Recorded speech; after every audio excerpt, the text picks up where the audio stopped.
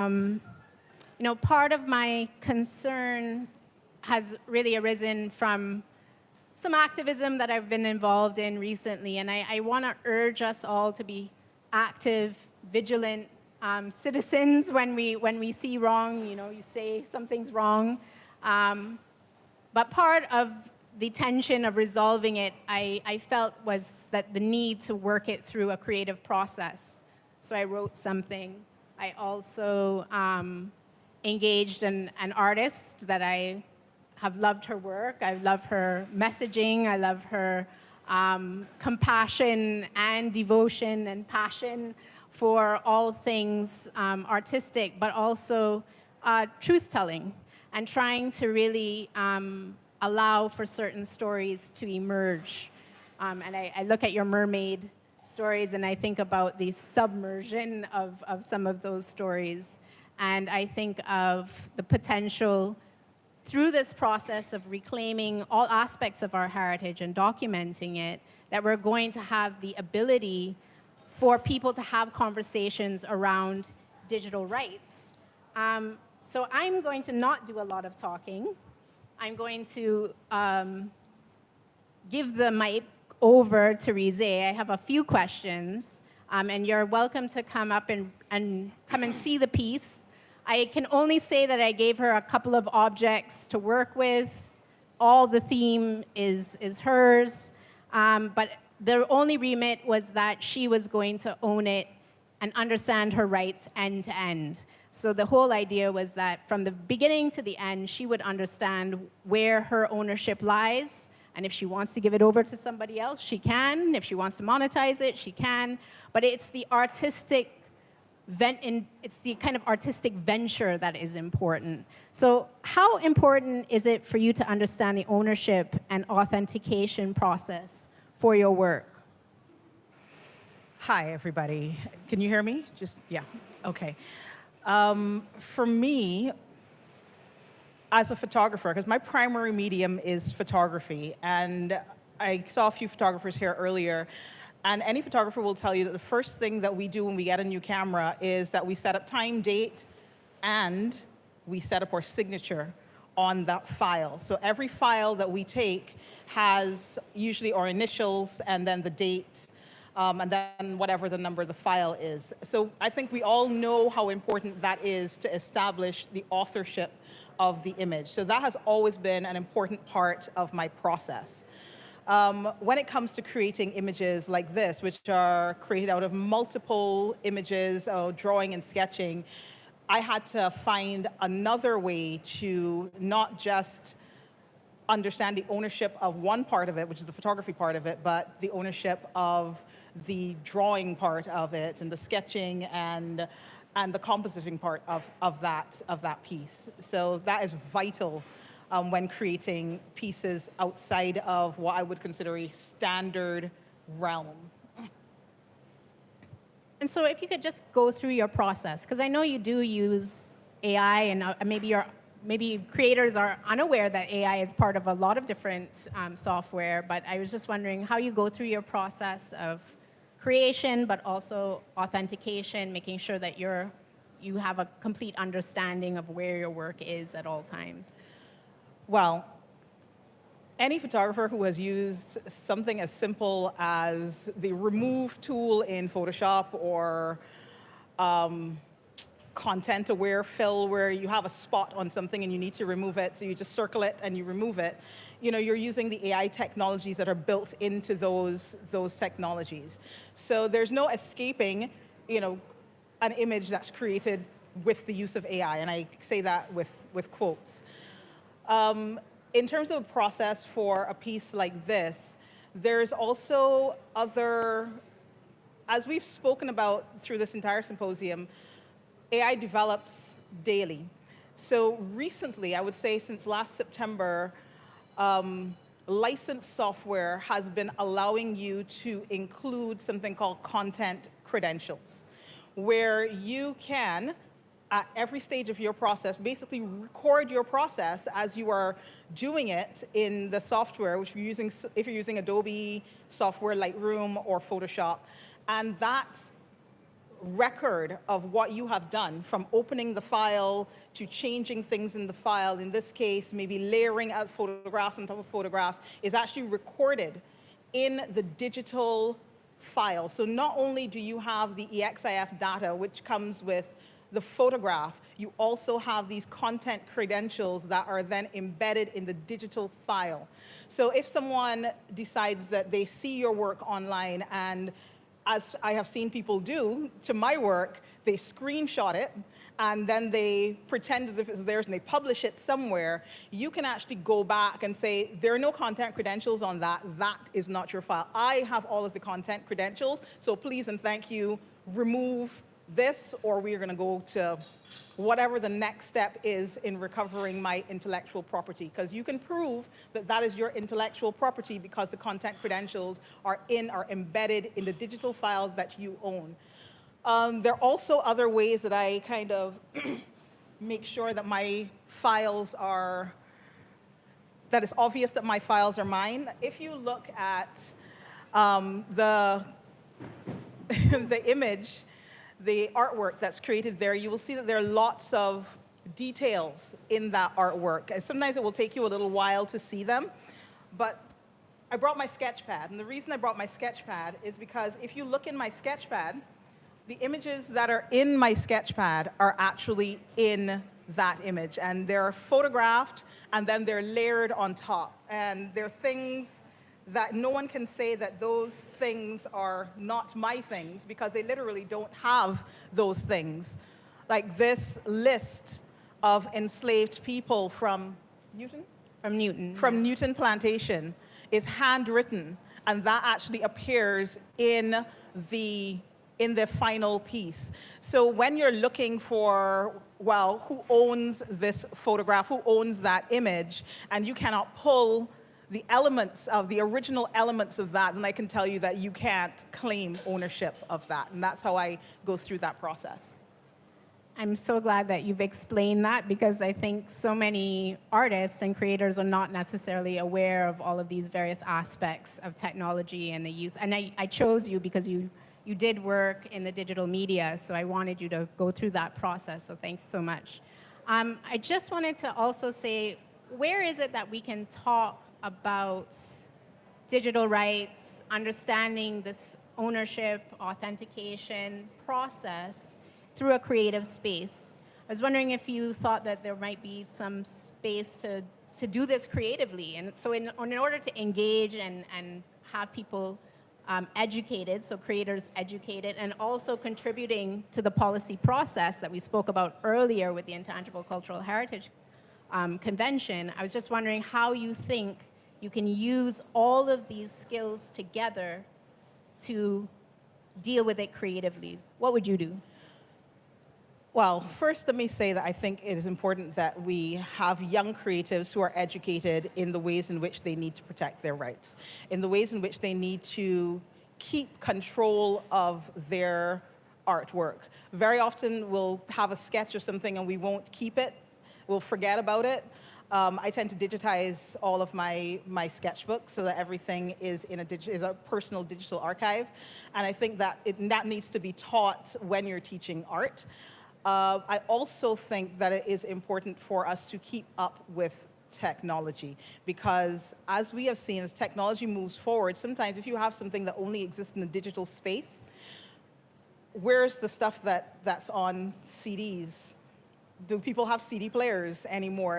And lots of things that exist on one particular type of medium only, as technology advances, it can disappear. So it is really important that we learn how to keep up with the process and therefore keep up with access to our digital images. Another way that people can do that, especially people who work in the creative, in image making, is you can actually get a physical negative created of your work. And that way, just like film, you will have a permanent record that does not rely on the digital space in order to exist. Well, I think there's fertile ground there to co-create, maybe, co-curate maybe a digital exhibition, engage artists in this process so that they're always aware of their rights moving forward. And I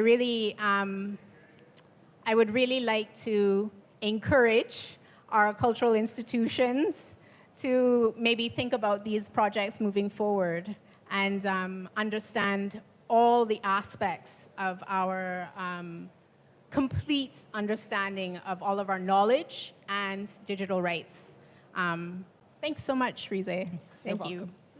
I must say it was a pleasure working with Rize. It's almost like we were working in two very similar spaces. So thank you so much. You're welcome. Just before I go, I would encourage, we'll be happy to talk about the piece. If you want to come a little bit closer and have a look, we can do that and we can chat about the piece. I'll be here for a few more minutes. Thank you so much.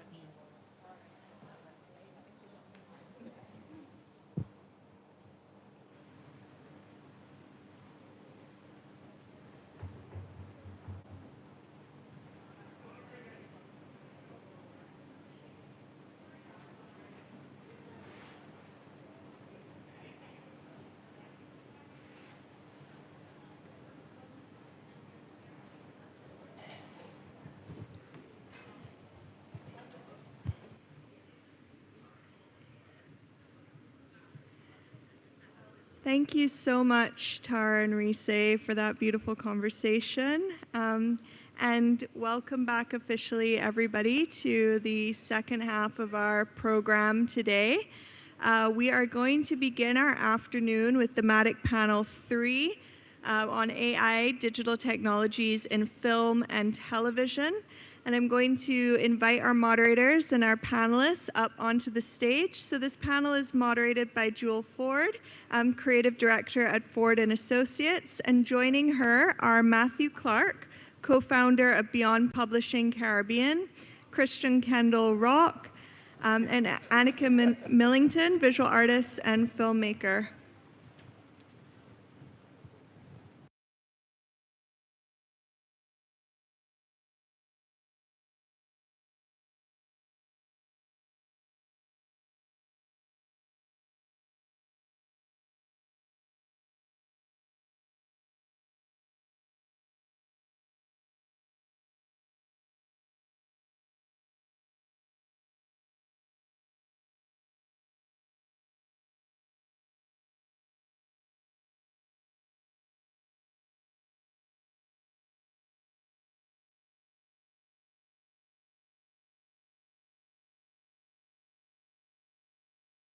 AI is going to impact the film and television industry here in Barbados, which is already a very fledgling industry. Is going to be critical to how we use the technology going forward and the infrastructure that's put in place in order to make it viable for any of us. My panelists are Annika Millington, she's the rose between two thorns, Matthew Clark next to me, and Christian Kendall Rock. So let's get started. What does AI mean right now to the Caribbean film and television sector? And I'll start with you, Matthew. I think it means new opportunities. I think like any other technological revolution, there's going to be fear. And I think fear is a natural and healthy response to changes in patterns. As humans, we love patterns. But I think we need to place this fear in the correct space. Instead of fearing the new technology, we should be more nervous about what we do or what we don't do in order to get ahead of it. Because history is very kind to persons who act early, right? So I think we need to do this through training, right? How do we train practitioners to remain relevant in this new space? Because we can't stop it.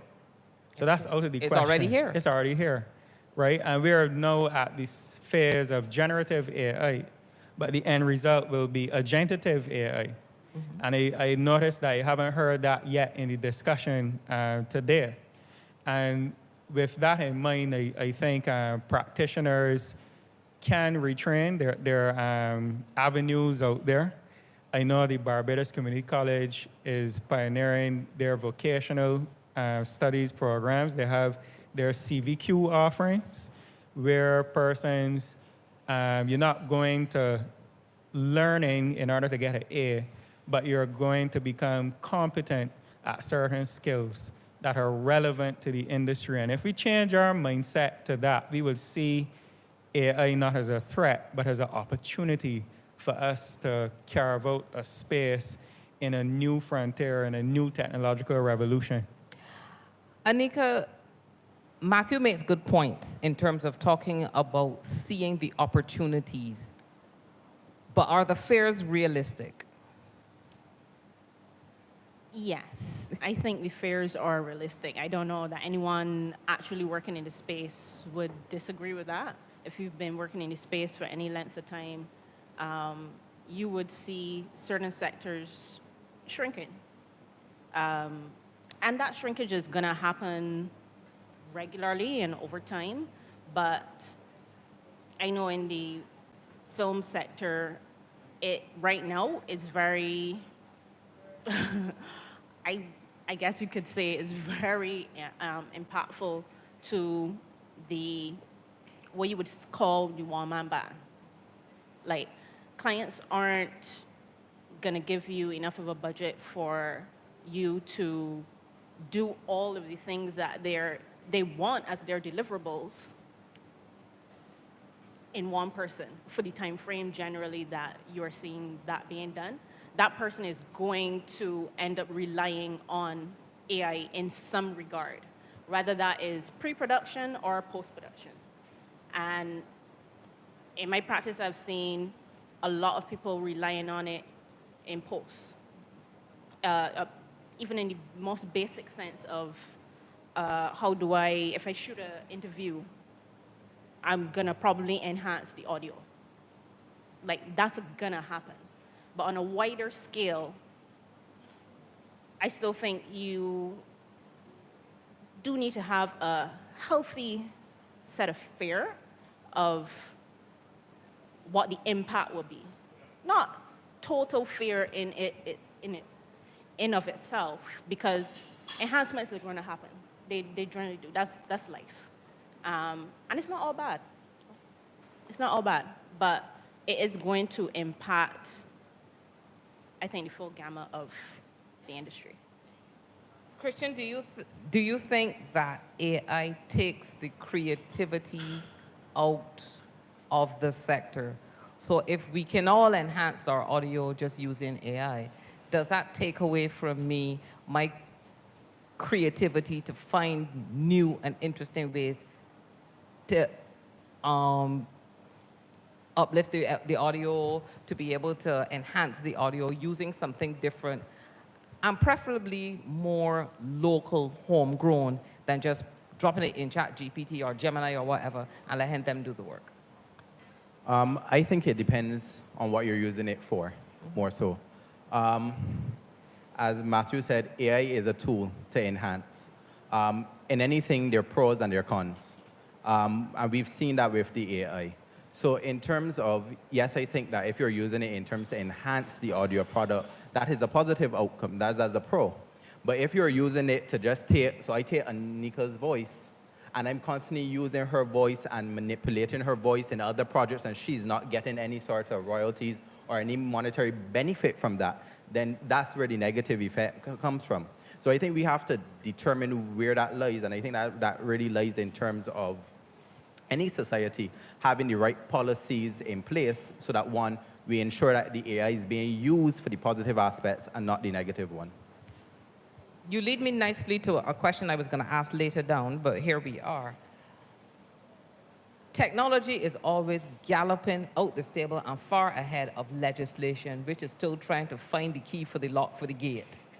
So how is our legislative process going to catch up with that? Because you're quite right. You're using Anika's voice, and Anika is angry because she's hearing it everywhere, but she's not seeing it reflected in her bank account. So I'm going to come back to you, Matthew. What legislative process needs to be in place in order for us to make sure that our creatives benefit financially from the use of AI? Well, this is an excellent question, and I'm going to change that horse to a gully boar, right? I want to keep it more relevant to the Barbadian parlance and space. And if a gully boar is coming at you, it is deadly, right? You will run, and you don't want necessarily to be the person ahead of the pack, but you don't want to be the person stuck complaining that a gully boar is coming because you're going to get got, right? So essentially, if you can get ahead of what is happening and enact legislation not to restrict, I find in Barbados we like restricting. Something is new, we're scared. How do I put a regulation to stop Or it? ban How it do I make altogether. people line up outside to get to it? How do I stop people from getting to it quickly? This is scary. We need to stop that mindset, and we need to start thinking about how do I get people to own it? How do I get a Barbadian AI model? So we have, we're talking about ChatGPT, we're talking about all these other platforms, but where's the Caribbean Version of that. version of that, where someone in the Caribbean owns it? Now, persons may say, but we're not experts in coding, but you don't need to be, because AI is actually democratizing access to coding, right? So how do you really use the AI in a manner that it really was meant to be used, and ensure that this time next year, on this platform, we're talking about the first Barbadian to capitalize on an AI model, right, that is tailored to this market? Because just like transportation changed when horses were phased out for cars, a lot of people were nervous, a lot of people were scared, rightfully so, but transportation never stopped. We're talking about job losses, but there are more jobs now in transportation now. In different areas of transportation. Exactly, than there were when horses was the mode of transportation, right? Average people now can own cars, right? So what I'm getting at is that art will not stop. Humans will always consume creativity, but it is how and the methods of its creation that will shift, right? So creatives will be there, but they'll be creating using different methods to what we know now. So I wouldn't want to enact legislation to attempt to use today's ethics for something that's 20 years ago. I mean, ethics change. 100 years ago, the ethics would not permit me to be in this facility unless I was a prisoner, right? Now I'm here talking about AI, right? So I'm saying that to say that when we're talking about legislation, it should be about facilitating ownership, commerce, protecting intellectual property, but not protectionism to the level where we're banning this, we're stopping this, and then we get left behind. And then the next discussion is, how do we legalize AI? There's another product, I'm not going to mention it, that we're now talking about how do we legalize it, but we should have been ahead of that, right? So we need to make sure we don't repeat those mistakes now. That's why I keep saying this is a fantastic opportunity, especially in the orange economy. Anika, how do we lobby, advocate for government to put the infrastructure in place that allows us to benefit from a Barbadian or a Caribbean type AI platform? Because Matthew is right. I always think that our legislation is always so draconian, almost to the point of you not being able to use something at all or to ban it. I still remember when drones first started, and they were banned for a year, and then the year extended and extended. Now drones are everyday tool that you use in almost everything. So how do we advocate for an AI development platform infrastructure that allows us to benefit beyond, and I'm going to say this diplomatically, the talk, the lot of long talk? It's so interesting that you just mentioned drones because, and specifically in regards to this question of legislation, because actually, technically right now, I think they've stopped giving out licenses for drones. So Anybody? that's what I mean about legislation. In Barbados, legislation is one of those things that it should be done, but it's almost kind of a bad word, especially where creatives are concerned, because it takes so long for anything to be done. The wheels move very slowly. But on a positive note, the there's an association. And I think, like we see through history, anything that's kind of been accomplished has been when people have banded together. So some form of unionization, I think, will be necessary to get the proper legislation to at least bring those pertinent questions that you want for the people within the industry, because they need to have a voice in what is done. You don't want people who have absolutely no idea about the space or about creatives dictating what will be done, because that's where, to me, the banning occurs. So if we can have some kind of unionization, that would help to bring forward some of the areas that you find most pressing that you would like to protect. Christian, how can we fast track that? Because everything she's talking about sounds to me like an extended process. So how can we fast track getting our creatives to come together as one and fighting for this cause? And how can we get that done in the shortest amount of time possible? Rather than having to go through the usual process of getting a consultant to write a paper, and then holding a town hall meeting, and then going back to the consultant to redraft it, et cetera, et cetera. You know what the process is. So how can we fast track it? Asking me that question is like asking me how the Egyptians built the pyramids. Because the reality is that one, I think it stops, as you said, it has to first start with the long talk. You know, we're here talking about how can we get it done. I personally believe that I think we are already behind the trajectory in terms of the AI platforms, in terms of owning our own platforms and what's not. Because technology is moving at a rapid rate that our brains cannot comprehend every single day, faster and faster. So when you have the legislation in place, it has to, first of all, we have to either decide, as Anika said, we have set up a committee of persons who are qualified to be on this committee, a task force, whatever you want to call it, present it, and when we eventually get the bill passed into Parliament, we have to know that it is not an act that can be amended 3 years, 5 years down the road. This is something that is going to be a living document. It's going to be constantly changing. We have to put things in place we have to start thinking so far down the head to put things in place now. Because if not, by the time we get to that point, it's already outlived itself. If we use, for instance, I hear talks right now, you know, people are talking about setting up 3G and 5G in certain parts of the region, but you already have other countries at 6G. At 6G. You understand? We're now trying to figure out 3G and 5G in some parts of the region.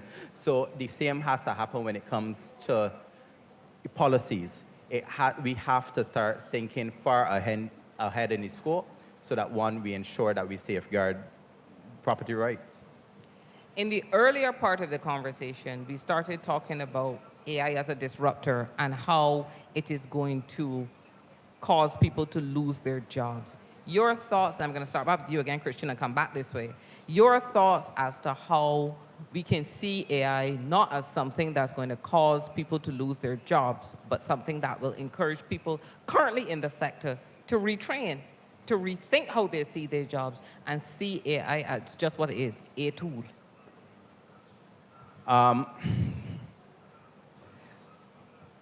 There is a real fear with people thinking they're going to lose their jobs. And to be honest, if I use, for example, we're in May, so we're in the crop over season, as we know. And during this time, you usually have band launches and what's not, and you have models, and everything like that. We've moved away from physical band launches to now virtual band launches, which has now created still employment for those within the film and television sector and the media sector to, you know, record things and what's not. However, just most recently, we would have seen now these band launches, or bands rather, doing launches using AI. So you've taken the model's image, you've completely put a costume onto them. In some cases, the costume is designed by the AI and not a designer. So, and now there's no camera person, there's no sound person, there's no producer, there's nothing. We've removed all of those elements, right? So there is a real fear when it comes to job losses.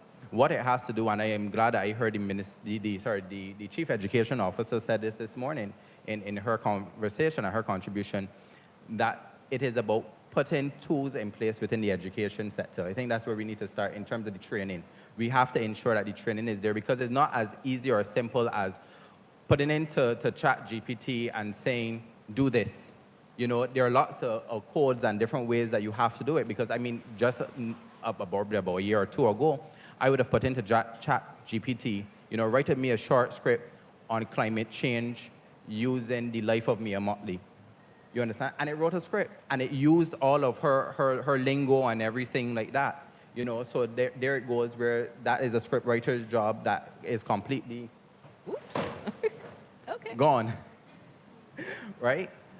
So I think that all, again, goes down to policies and legislations to ensure that, one, that there are certain perimeters to these. And as I said earlier, it is not really more so about so we may ensure that the negative aspects are not what is at the forefront, but more so the positive aspects. Anika, your thoughts? With everything, there are positive and negative effects. AI, yes, it is a tool. It all depends on how people see that. I've noticed that for some people, you have to enter into the discussion, the ethics of things. And that stems from the fears. You know what I mean? The way in which we use these tools is just as important as what the tool does itself. So it is helpful if it's seen as just a tool. And if you have a tool, you're going to learn how to use it, how to wield it, to form the thing that you want. The thinking behind it needs to be the first thing that is engaged in. Like any creative process, you have an idea, and then the execution happens after. How I find a lot of people tend to use AI is they have a very limited idea. They haven't written down or fleshed out anything Fleshed it out, yeah. that they are really looking for specifically. They're just hoping that I can put in a few key points, and whatever the AI spits out, then I go from there. I kind of think sometimes that's the wrong approach to using such a tool like AI, especially when you have it creating what some people have as the final product. And I sometimes don't even think it should be a final product. It can help in producing the final product, but it probably should not be your final product as a creative. The helpfulness is where I kind of want to lean, because I don't want to be too pessimistic about it. But there are real fears of jobs, because jobs are going to be depleted within it. But other jobs are going to open up from it as well. One of the things I want to talk to you about as well, and Matthew, this is where you come in. I recently watched G20 on Amazon, and I was fascinated by how they took the person's voice and likeness and then superimposed that over the actual person and then broadcast it to make it sound as though they were saying something that they were actually not saying. How concerned should we be about deepfakes and the use of image, voice, likeness, etc., being used in a way that A, we didn't agree to or approve of, and how do we come back from that? Well, I think we first have to accept this is the reality we're in now. And then we have to channel that fear into how do we identify what is real and what is not. And again, this is another opportunity where perhaps an inventive Barbadian, I would hope, would be able to formulate that solution, perhaps being assisted by the same AI technologies. And that is why I keep emphasizing that this is a golden opportunity for us to shift how we think. So you mentioned a problem, but a problem is a golden opportunity to profit from a solution. So you have the threat of deep fakes, but where is the individual who comes up with that solution to tackle that? You know, beyond passing a law to ban it, we want to identify it, right? And I think getting there starts with education.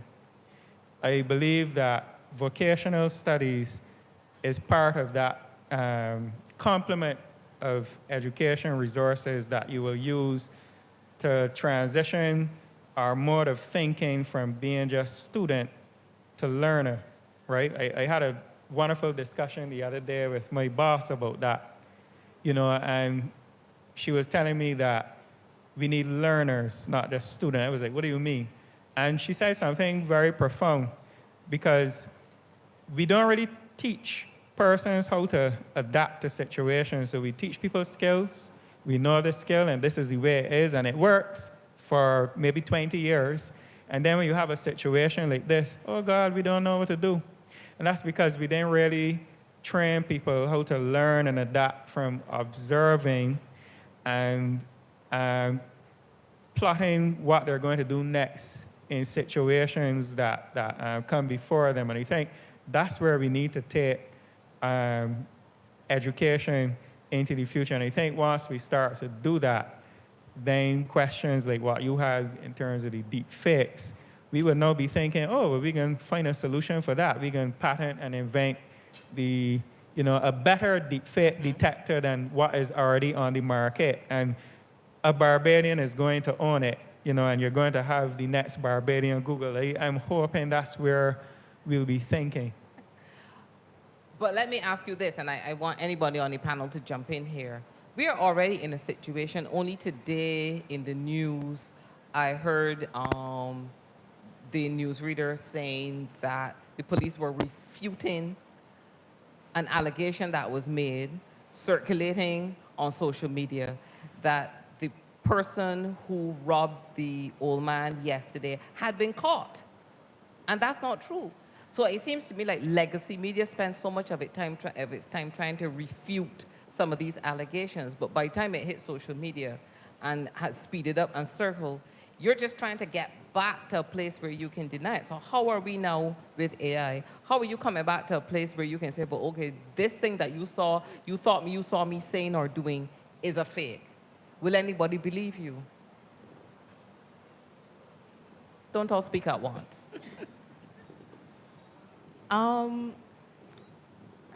Is it about how we teach, as Matthew just said, is it about how we teach our young people? Is it about how we try to allow or change how our older people think, in terms of just because you see it on social media doesn't mean it is true?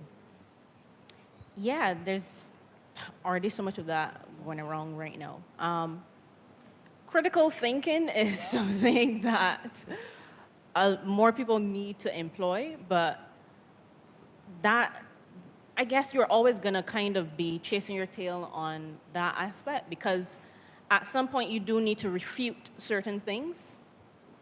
But like Matthew was saying, if there is a tool that you could utilize to detect more things that help you in the processes that you need to execute things, you will be the better for it. Plain and simple. There's always these conversations about, we move into a digital ID card, or you're talking about digital banking and what's not, but we don't teach digital literacy. Yep. You understand? So how do persons at any age know what the difference is? I mean, obviously big tech has started to do that in terms of the blue check, in terms of verification, so you know that this profile is verified. But hardly ever in the region are a lot of the profiles verified. If you look at a lot of the media houses, for example, in Barbados, I don't think any of them have a verified account, or have not, and the application process is quite tedious as well for persons within the region. So, and sometimes it could be a simple thing.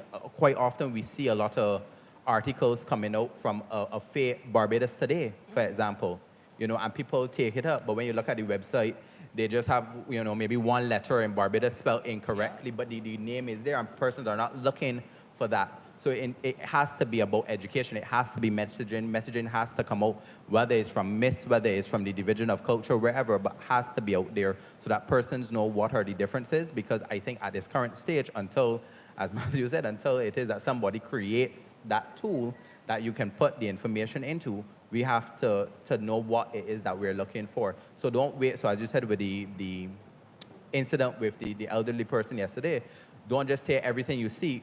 You come to the verified account of the police force or to GIS or whatever to ensure that you get the correct source of information. Go ahead, Matthew. Oh, Go sorry. ahead, Matthew. No, I was just going to add, if I were legacy media, I would stop behaving like a legacy media because there's a reason why there are certain platforms that are always on the forefront. And I know they're not bound by certain ethical, journalistic exactly. principles.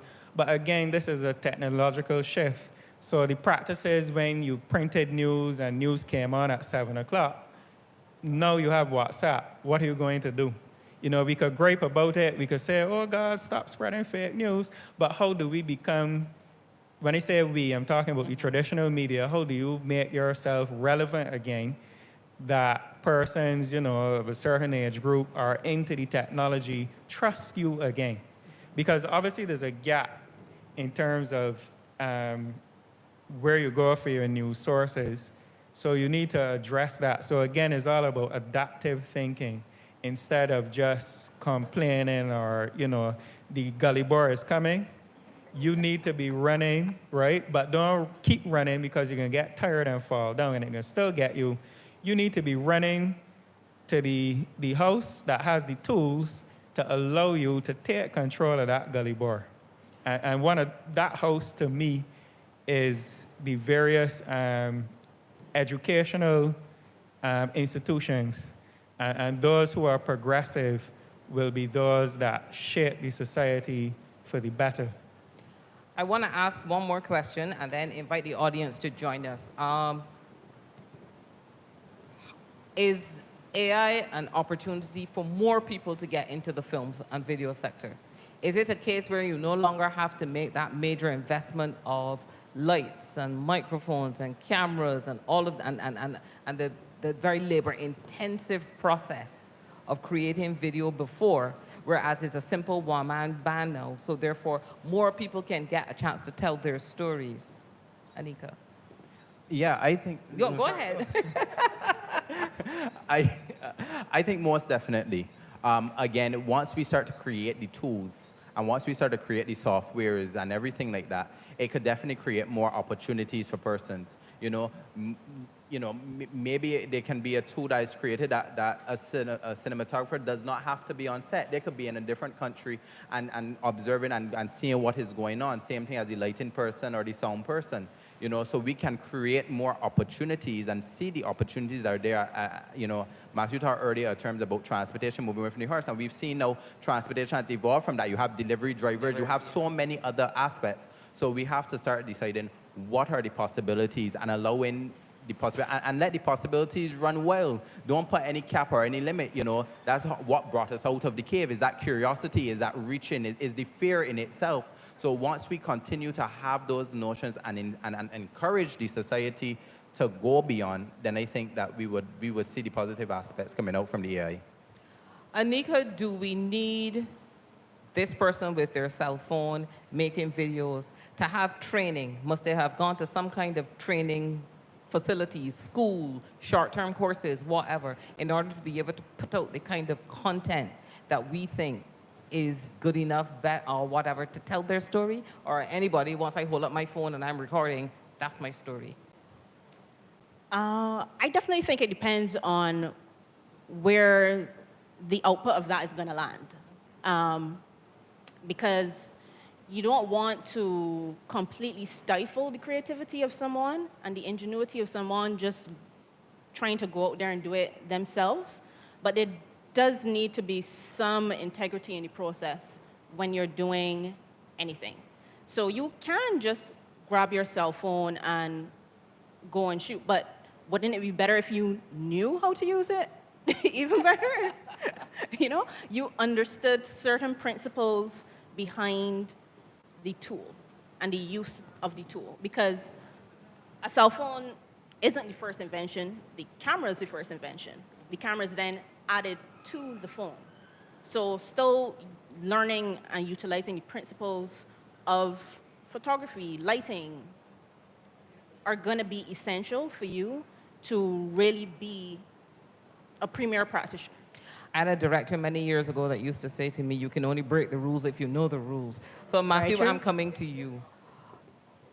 How are we getting our young people now to understand the importance of having that training, having that framework in place so that they can break the rules? Is the Barbados Film and Video Association doing any training, putting anything out there that we can say to our young people from even at primary school, hey, she likes a lot of TV or she likes a lot of live stream stuff. This program is for you. I'm glad you asked that question because I'm privileged to be part of one such program happening at the Barbados Community College. And it is the CVQ in Game Art and Animation. And it is one of many to come, right? And it's very exciting.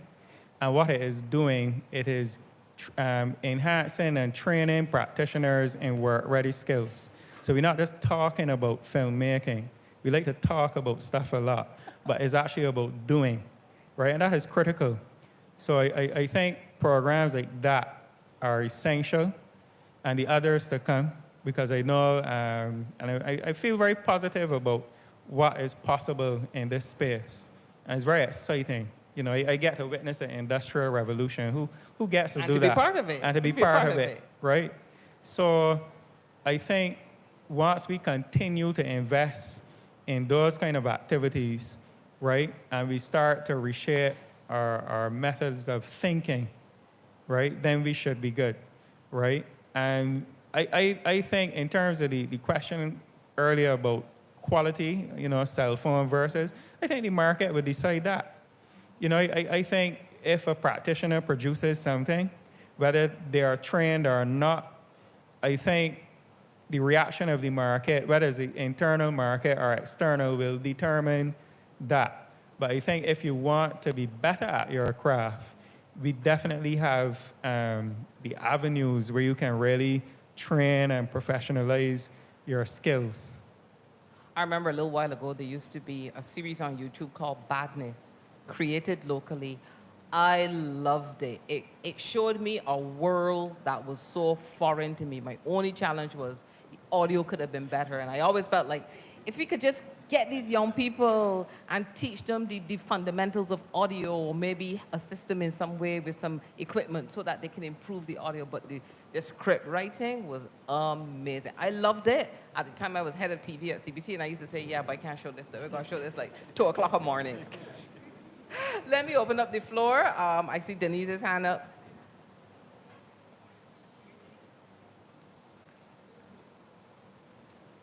I saw this hand up, so let me start here.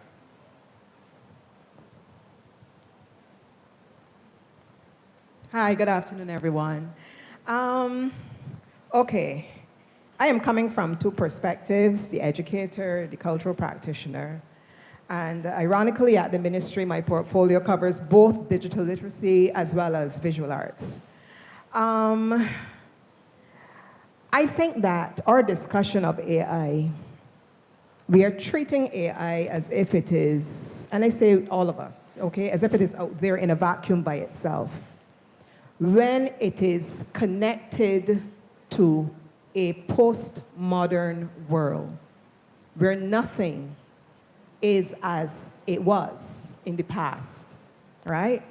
Years ago, when in studying education, I know we may have some educators here, we came across a term called constructivism, which basically meant that students were constructing their own knowledge and were not blank slates to be poured into and be dependent on the teacher. They were learning from their prior experiences and adding new interpretation to it. If we look at that concept, and we look at the fact that we are in a digital age which has a whole different spirit or attitude to knowledge about it. Nothing is fixed anymore, you know? And because we're in that space, we have a whole panacea of people. We're not just talking about the practitioners, the cultural practitioners, and the creatives. We have a whole panacea of people out there who want to make it big, and they want to make it quickly because that's the spirit of the age. So nobody wants to take time to learn the techniques to know how to use a cell phone camera well. They look at content creators online and they figure, oh, these people are making lots of money. They don't necessarily know the backstory to know that some of them have managers. They have to turn up at a studio every day to create their podcasts. They do forecasting to see who's tuning into their podcast more and what they need to market and so on. They don't get that, so they just go quickly to do it and try to, be what they can be. So I think when we think of education, it's not just the formal education in terms of what will happen in school at BCC or UE with respect to creative programs, but how do we get people on the whole to see this whole digital engagement differently? It's really extremely dynamic, and I don't know that our conversation here can capture it. But my particular bugbear, I know we keep saying, oh, the legislation, or they just have to pivot and learn new ways. But it's like saying, don't eat sugar because it's going to get you fat. But then we have all of these sweet things around us that we use all the time, right? The reality is people are already losing work in Barbados because of AI. I spoke to a music producer. Produces lots of music for crop over. People are not relying on producers solely, okay? They're using AI programs to create their rhythms. So they don't need to go into a studio. So that's one set of people that are losing jobs. Voice talent. You can use AI. You don't necessarily need to use Joel's voice or my voice or Paula's voice or anybody's voice who's used in advertisements in Barbados.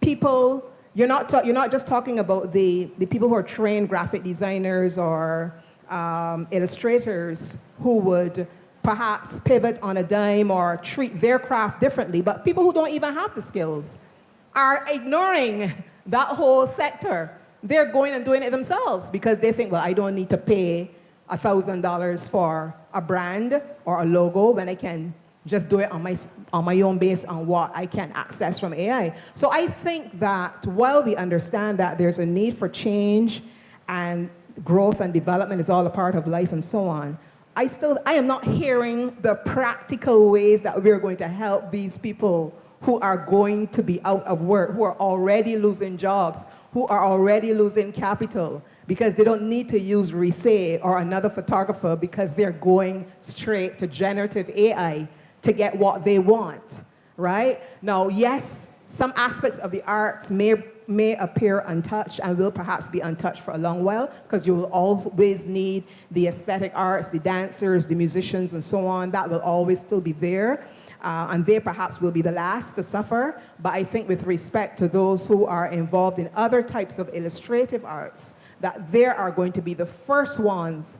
And when we look at cost-benefit analysis, what the government is investing in the arts, we have the Ministry of Educational Transformation, we have Division of Culture, National Cultural Foundation, investing a lot in training. We have schools, students doing CXC and CAPE Art and Design. We have students going to BCC. We have students going to SJPI and doing fashion design and so on. We have students going to UE Faculty of Culture, Creative and Performing Arts and doing certain disciplines in the arts. What are these students being trained to do when they come out? What are they going to be doing? Thank you very much for that, Denise. I don't know that we can answer that question here today. There's not enough time. But she raises some valid points. Matthew? I was going to say that's an excellent question. And one step, this is not the only step, but this is a step, is again, retraining. And you know that sounds simple. Oh, just going to retrain. It's not that easy for everybody. But you have clients, so traditionally you have a structure where you go to a creative, you get the output, you transact money, and that was a creative industry. Now we can skip that middleman and I'm still spending the same money or less, right, for a subscription, and it's going somewhere and I'm getting the creative output. So how do we then become part of that channel, right? So the jobs are still there because people still want creativity. It's just that I'm not going to, let's say, a joiner to get lattice work. I could go to Caraters and get ready-done lattice work.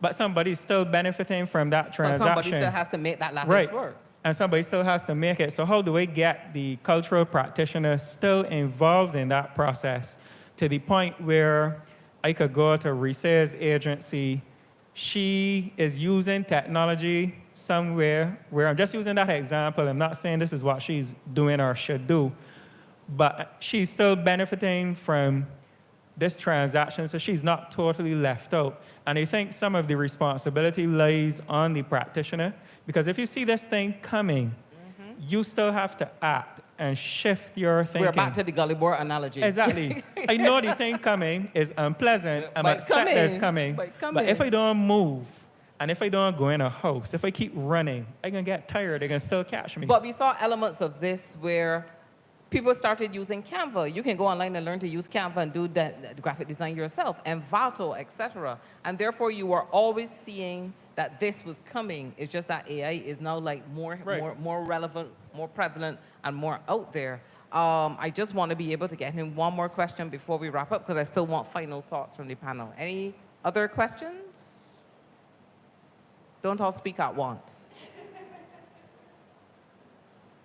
No? Okay, I'm going to give you an opportunity to wrap up that thought, Matthew, and then final words, and then Anika and Christian. Yes, again, thanks for having me here, and thanks for the opportunity to speak. I think, though there will be disruption, but I think this is an opportunity now where we need to deal with the difficult questions and the progressive questions. How do we shift our thinking? So there will always be a creative industry, but how, as practitioners, do we remain relevant in that industry? And there's going to be a lot of discomfort, a lot of displacement. You know, people may have to switch careers, or, in other words, I may have been a hairdresser, but now we become a person that services robots that do fixes hairdressing. hair, right? So I still want to be involved in the process. I don't want to be by the sidelines peeping through and then say, that damn robot take my job. Yeah. Right? I want to be still part of that process. So how do we remain part of the process in some form or fashion is the thinking that needs to be there. Anika?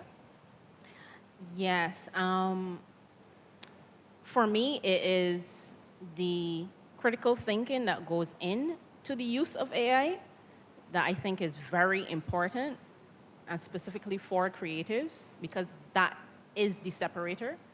And impact. There's impact and impact. Like, how people use the AI is very important. And where a lot of the fear comes in is because people aren't using it correctly. Like, that's just, there's no way around that. People definitely aren't using the technology correctly. So is getting people to understand the enhancements that can be made from it, but the pitfalls that occur with it. Okay. And getting people into understanding that. And there is a component that I don't hear too many people here talk about, but in using AI, there is a huge environmental impact. A huge environmental All impact. these servers, etc., and how Precisely. they're driven, yeah.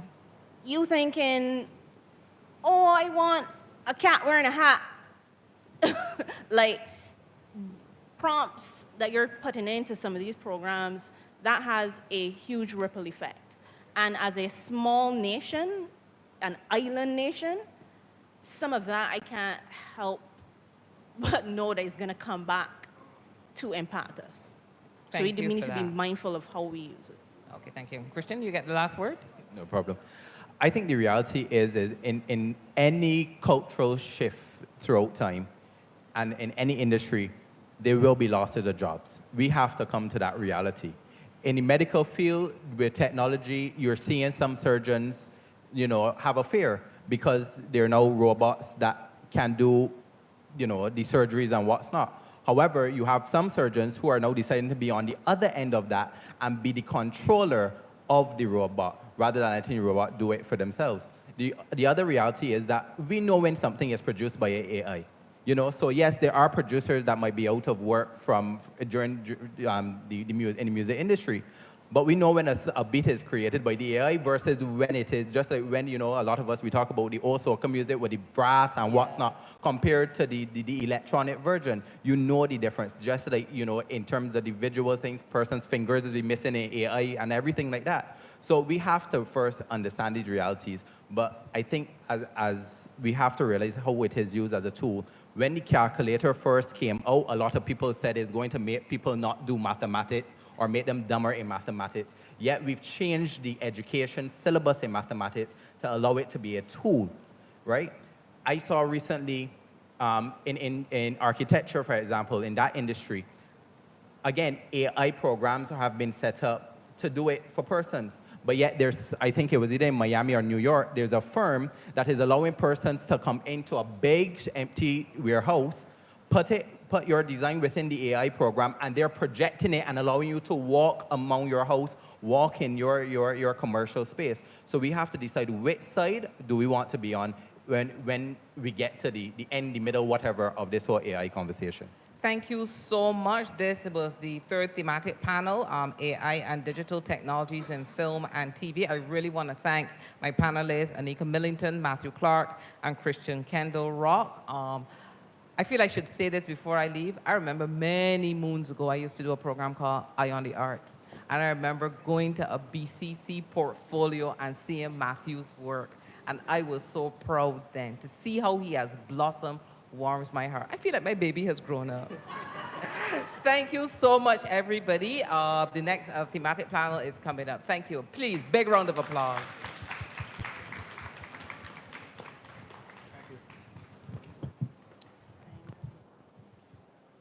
That was good. Thank you so much.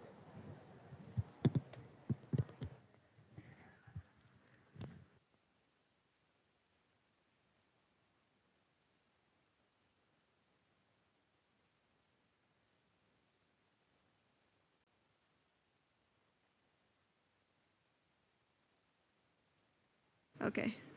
Is this on? Thank you. All right. We are now moving on to thematic panel 4, Youth, Arts Education, and AI. This panel is moderated by Therese Hatchety, lecturer in Cultural Studies at the University of the West Indies, Cave Hill. And the panelists joining her are Maurice Beckles, Senior ICT Associate at UNICEF Eastern Caribbean, Christina Murray, artist, and Russell Watson, artist and arts educator.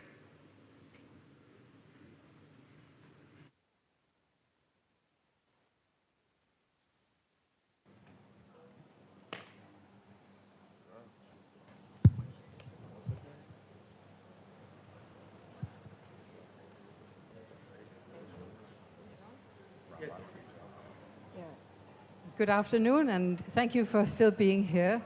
This panel is here to talk about the impact and potential impact on AI on youth, art, and education.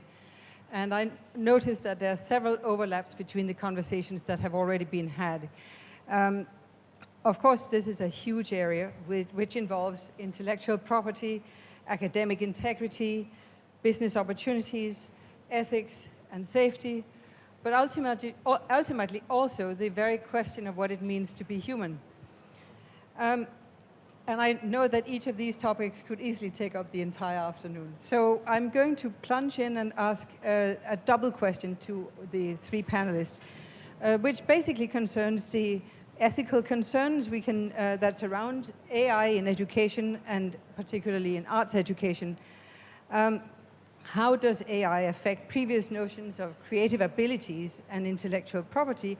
Or more specifically, how do you think we should evaluate AI in work done and submitted by students and artists? Anyone can be. Christina, do you want to begin? How do you think we should evaluate work based on AI that is submitted by students or artists? You can say in many ways we live in a post-truth world, right? Or we also live in a post-authenticity world. Is the concept of authenticity and artistic ownership still relevant? I think yes, that is still relevant. I would say that we should measure it based on the amount of effort originality that has been placed within the craft. And yeah, that's my basis for it. Okay, so I mean, can I just ask, do you actually use AI? No, No, I don't. no, you don't. Okay, No, so well, not that's, in my that's a art. principled position. Not in my art practice. I don't use AI in my art practice, but All right. I think it's almost unavoidable at this point because a lot of search engines use AI at this point. So it's one of it. Understood. Russell and Maurice? Well, in terms of art and art making, I think we kind of have to be a little more deliberate in what we are naming art, right? So things that are, I guess, more focused on commercial output, advertising, material, things like that, illustrations, etc. That there's a mechanization in that industry that goes way back. That is a kind of seamless follow through for AI. But for art that is, I guess the traditional fine arts, painting, sculpture, and so on, that are traditionally valued based on the imprint of the artist's hand, then there is a bigger question there. But there's also the art that is more socially aggressive, activist art, transgressive art. Those kinds of art forms or outputs are more determined by the nature of their content than they are by their medium. So let's look just at those three. So I think if we're going to talk about AI, that we would have to talk about those areas differently. But in terms of art education, I think, once again, it's like, how are we talking about education? I teach an art form that is easily accessible online. 20 years ago, YouTube was, a kind of joke user environment. Now every major camera and cinema equipment company has a YouTube channel with high production value tutorials about how to use their equipment. So if we, kind of dumb down what we understand AI to be, AI gives, that environment gives a person who has a desire to learn cinema and a certain amount of access that makes education in a formal setting irrelevant. So in my experience and context currently, the only thing that I can say to a student that in terms of what the value of being in that space is the organic community of this space. The organic conversations that happen between artists to develop ideas. That's the area that I am more than anything concerned about with AI's imprint. Yeah. Sure. So from my end, I tend to look at it, as primarily from the creativity and human expression side. What is the value there? Like when we look at a piece of art, prior to AI-generated art, it was about the emotion and how we felt about this particular piece of art that gave us some sort of value, right? And to what end AI is improving that, or as Russell was alluding to, is it just a mechanized version of it, a sort of pale shadow of what art could be? But I also tend to look at it because my lens, working for UNICEF is looking at it from the lens of how it impacts children. And where, is it something that's going to improve the ability of a child to become more creative, or is it going to become a crutch, or is it something in between? And how do we, navigate that space to ensure that the impact is as positive as possible? Thank you. I want to circle back to the question of youth and AI in a little bit. But I do wonder, about a lot of the challenges that my students are worried about and that other people have already mentioned. Presently, British artists are attempting to block a government policy that is possibly going to be introduced, possibly not. But if it is, it would allow foreign AI developers to access UK copyrighted creative work without permission, although there was talk of entering a clause that would require artists to actively understand the legislation and opt out. But basically, it would open up copyrighted material to sourcing. From a Caribbean perspective, how do you think AI is impacting the monetary value of art and artists' returns on their work? I know we're talking about AI, maybe enhancing market access, but can our work also be used to feed large learning models and cheat cultural operators of their due returns? Yeah, I'm happy to kickstart that one. Definitely. And I think this is one of the areas where I see the most concern. Right now, and I think one of the previous panelists alluded to it, in terms of even young people being able to monetize YouTube, being on YouTube or being on TikTok, it's quite challenging. In the Caribbean, we don't have a lot of space, or there's difficult legislation to navigate around being able to monetize the creatives, especially in terms of the internet, right?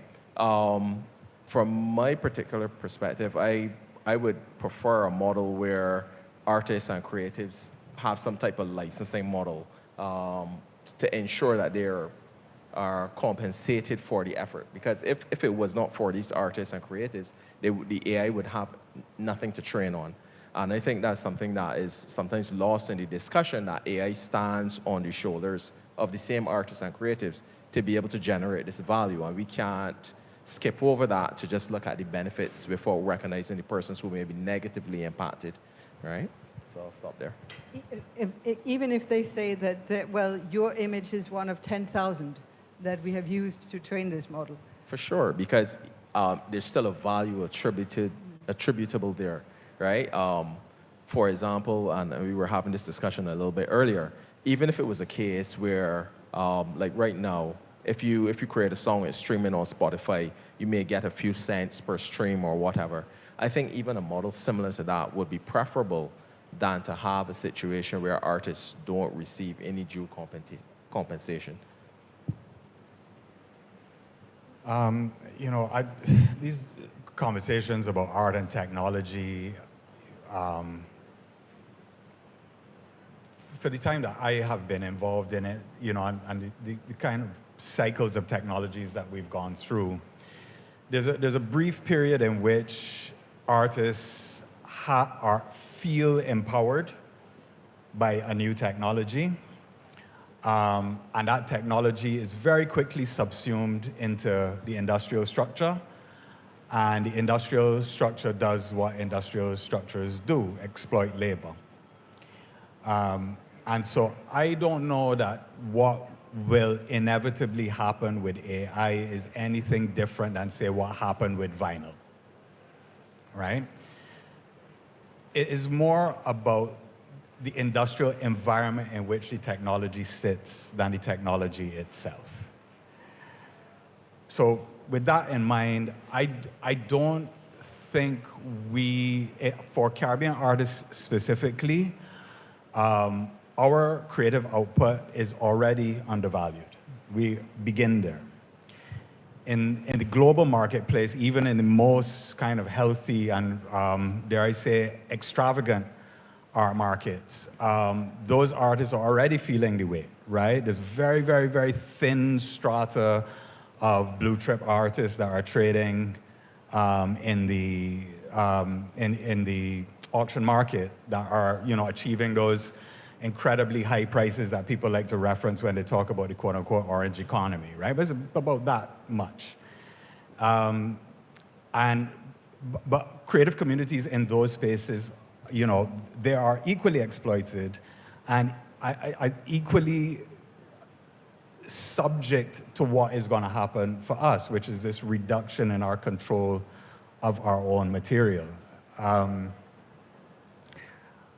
I wish I could offer something optimistic, but I'll stop there for the moment. Yeah.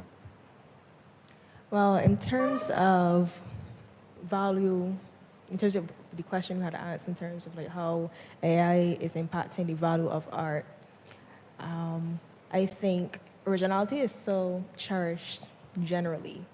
However, the thing that AI has over most artists is the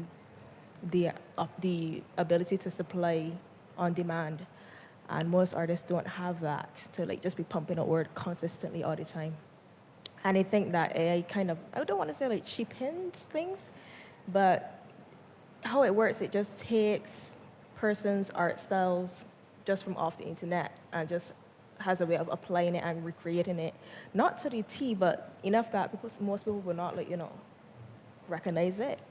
So, for example, persons will say like, why would I go to this artist to get this done when I could just go online and get it done for free? So that also contributes to like the devaluing art in a way. Yeah.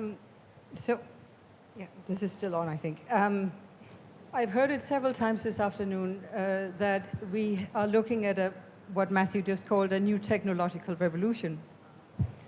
And yet, with all due respect and much love to Matthew, I want to ask, is this a technological revolution like any other?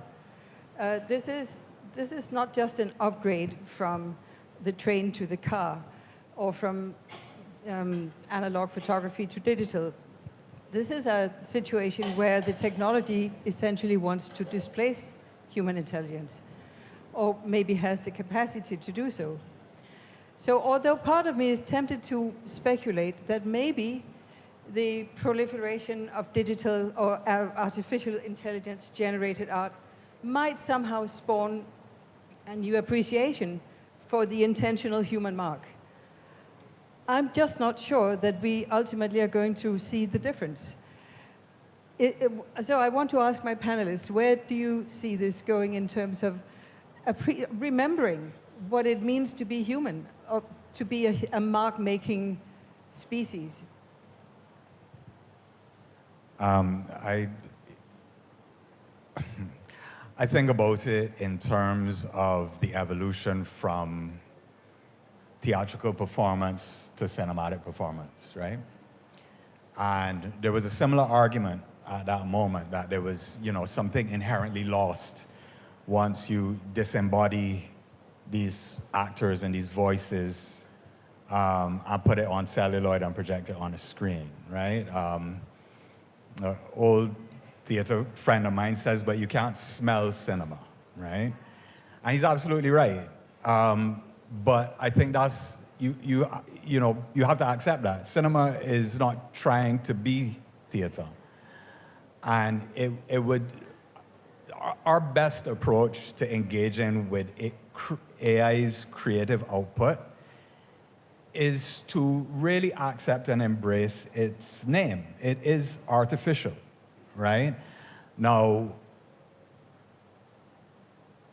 artificial flowers, people have them in their houses, right? But you don't look at them and say, oh, that's a real flower. You accept it as an artificial flower. And you know that if you want a real flower, that will not really be a substitute, right? But I can tell the difference. Exactly. We all can, right? And so I think that's where we kind of have to begin our evaluation of what AI is going to bring to the creative output of our species, right? But I don't know that, let's call it organic art or actual intelligence art or is going to survive, right? It's like, people still ride horses, but certainly we could not run our contemporary society on horses and buggies, right? And I think inevitably that's where we are going to go. There will be layers of it. There will be degrees of integration and acceptance. But AI, I think, as she said, is that we're already all using it. Even those of us who are actively disassociating ourselves from it, we are engaged with it at some level. And if I'm reading the tech development correctly, I can't see that rolling backwards. That is going to roll forward. Understood. I agree with most of what Russell had said. I don't think it's going to go to a point where it's maybe it has gotten to that point already where I think it's peaked already. I don't know if it's gonna grow anymore in terms of development, in terms of like positive development. I don't think it's gonna become any more positive. I think it's only gonna go more in a crazier direction.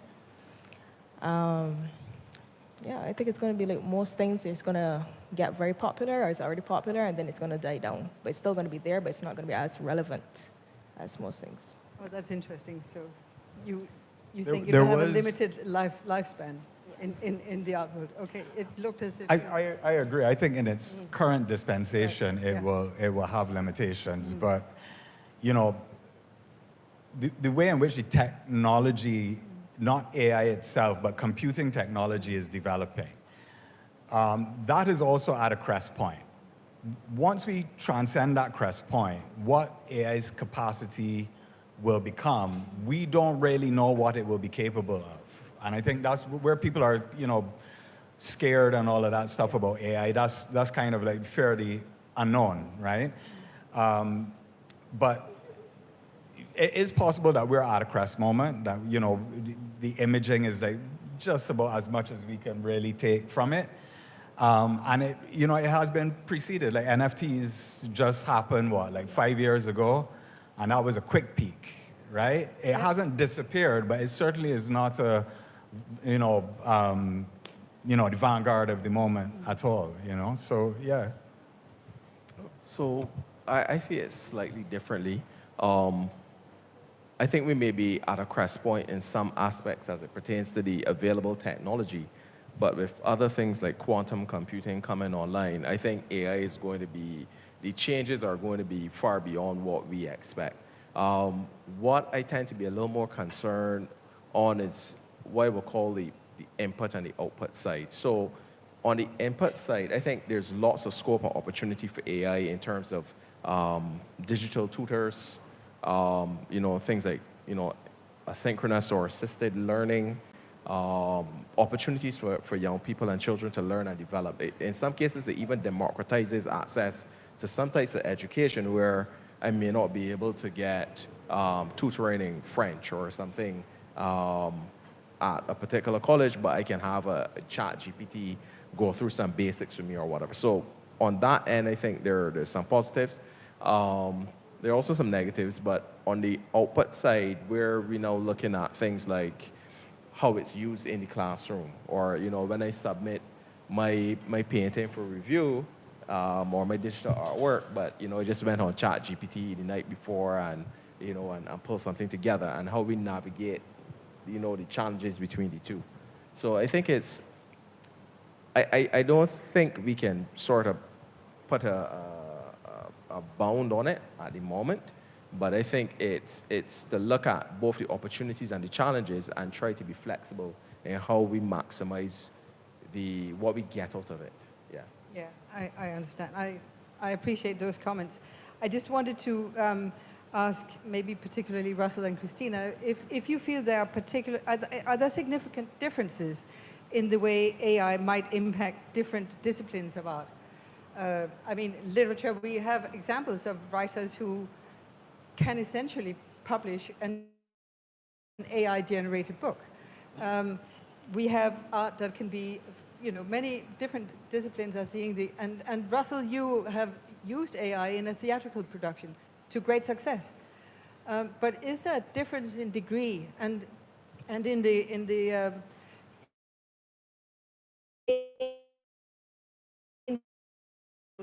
practitioner? Well, I haven't used AI in a production. I used digital imagery. My apologies, yes. No, I used AI in my practice for the first time last year. Project, and you know, we went through, you know, design stage. When we got to the design, I did my estimate, and I was like, well, this probably take me about 6 weeks.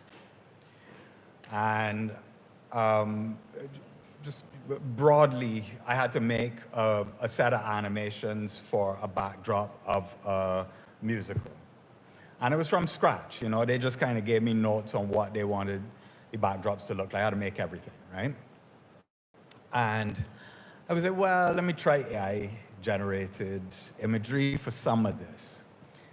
And what would have taken me 6 weeks took me like a week and a half. And I felt uncomfortable about it because I knew that there was something, even though I'm working with digital tools and all of that, there was definitely something that was synthetic about what I made. And the reason that that company came to me and didn't go to another animator was because of a particular organic quality to my aesthetic, right? Now, I was able to kind of replicate a lot of that with AI, but I think that speaks to that ability of AI to, repeat an artist's aesthetic. But I knew that in the process of making it, something definitely was lost. I felt very old at that moment. I felt very horse and buggy, right? I was like, oh, this is not really mine, etc. But I use it sparingly. I still have, and I think this is the real thing about AI art for me, right? I like making art. I enjoy that activity. So the notion that I am going to not do that activity and hand over the opportunity to engage in that activity to a machine that is going to do it without any pleasure, I'm like, well, this is the thing I like doing. Why would I give that up? So if I imagine a world, 20 years from now where AI is now, a standard kind of, you're teaching it in primary school, right? As opposed to poster paint, you give a child some sort of AI tool, that we will still know the joy of creative activity and that there will still be a desire to engage in it on the part of the artist and a desire to see it and experience it and own it on the part of the audience. I hope so. Yes. Well, I think in terms of, yes, it does impact different mediums in terms when it comes to art. It may impact more some than others, especially like illustrators, graphic designers, writers, that sort of thing. Me personally, however, since I am a tattoo artist, it hasn't really come into my community as yet, although I also do paintings. But I think it's very detrimental in terms of like graphic designers. For example, here in Barbados, we see a lot of promoters using AI in their flyers and stuff, to the point that all of them look the same. You can't really tell the events apart. So when they're doing that, they're not only is it bad for artists because they're taking away job opportunities from them, they're also setting up themselves because your event may be overlooked because they're thinking it's something else. So kind of like shooting yourself in the foot. Yeah. Can I challenge that a little? So I can share an example of where AI is used, and I use the word art loosely because it's more sort of education literature, where in Uruguay they're using AI to create AI-generated textbooks, right? So it reduces the cost, and in some cases you can use AI to update textbooks, whereas in some cases these can be pretty expensive when you have to purchase them outside of the region. How do you see then the balance between using AI for tasks like that, where it can reduce the cost and make information more widely more widely available in places like the Caribbean and Latin America, but against the backdrop of art and how it can then be negatively used to disadvantage artists? Well, I think once again we have to be clear on what it is we're talking about when we talk about art. So, if we're talking about things like scientific illustration, literary illustration, things like graphic layout for books and that kind of thing. I mean, the notion that we're going to go back to ink and acetate is, not realistic, right? So, and the reason that that's not realistic is because that industry was built on technology as its platform, right? Art, if we're thinking about it in terms of as poetic and romantic as this sounds, the internal creative impulse to express oneself individually, right? So I'm not making a song because somebody paid me to make a song. I'm making a song because my heart is singing, right? That kind of work has the capacity to be monetized. And because the entertainment industry and to some degree the fine art industry is industrial in nature, it will see something like that and it will say to it, okay, repeat it, repeat it, repeat it, repeat it, repeat it. And any artist who creates from that kind of guttural place will know it's like that kind of thing is exhausting. If you're asked to repeat that action over and over and over and over again, you can really damage yourself, right? So what happens is that if we look at the music industry now, it is very difficult to tell any singular artist apart. They all kind of look the same, they all kind of sound the same, because essentially industry is doing what industry does. It is seeking the lowest common denominator for the highest yield and repeating and repeating and repeating and repeating widgets, right? For me, as an artist and as a teacher, I try to veer left of that, right? Even though, once again, I teach an art form that is very industrial in nature, it does depend on a level of human sincerity, that when it is absent, it is very obvious that it is absent. So to speak more directly to your question, Therese, when I think about the spectrum of art genres, they all carry their different requirements and AI will imprint on them in its own way. But all of them carry the desire of the individual to express themselves sincerely, honestly. And regardless of whether you're making music, writing literature, making photographs, making paintings, making sculptures, that type of work, I don't think that part of us, of our species, will disappear. The mechanism through which we express it, that has been changing since we were spraying pigment on rocks, right? But we won't lose that, I don't think. Well, I very much hope you're right about that. I want to also talk a little bit about youth and essentially all of us. And in a certain way, that also speaks to the question of how we are formed as the human beings we think we are. And because many of you have spoken about AI as a tool and embraced it, but it's also a tool that's being used on us, even when we are not even aware. I recently heard that it takes only 60 likes on social media to build a profile on a person.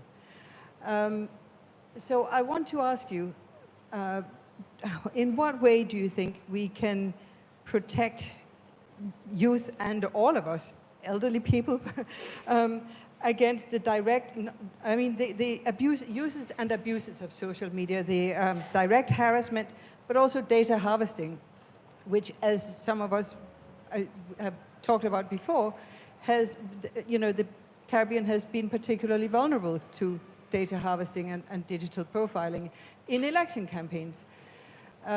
So how can we, and so that's one question, and then I want to conclude with one more question afterwards, which is linked to this. So I can take a first dig at this. So there's some interesting work that I came across a few weeks ago. I'm trying to remember the name, but it's a tool that's used to make songs unavailable to AI. I'm not describing it the best way. So essentially what it does is that when you produce music, an AI model can consume that music and then use it to create new pieces based on the data it's being trained on. And what this bit of software does is that it introduces sound that humans can't hear, but it makes it impossible for the AI to use the music, right? Tools such as that, I think, are going to increase, right? Both in terms of for personal use, but also for persons trying to be able to verify the authenticity of information they're consuming. We already have some tools like that available online, you know, their initial fact checkers and whatever. But I think we will see an increase in tools like that as the market forces try to balance out. One of the things that we try to encourage, and there's a lot of policy work that's been done around this, both for governments, parents, and even children, giving persons resources and ideas about how they can best detect bias, to protect their own data, etc. And I think at all levels of society, from the top right down to the bottom, even us as individuals, will have to start being more mindful about, you know, what data we post, who we give access to, these sort of things, to ensure that we keep AI honest, and I put that in air quotes. If I'm understanding your question correctly, Therese, it really is about social media and the protection of youth, right? Data harvesting. Yeah, and so data harvesting, or concerns about data harvesting, I think, are really concerns about identity and identity formation. I'm waiting for the transition moment where we recognize that this thing that we call social media really deserves a more apt description, in the same way that these devices that we walk around that we call phones, right, really should not be called phones. They are quite something, quite a bit more than a phone, right? But I don't know that we can do anything about it without very aggressive, enforceable legislation, and not strongly worded statements, right? But truly, sincerely enforceable restrictions on what industry can do with our information. I don't think we have had anyone really step up to the plate, any government, any entity step up to the plate to really defend our ownership, right? And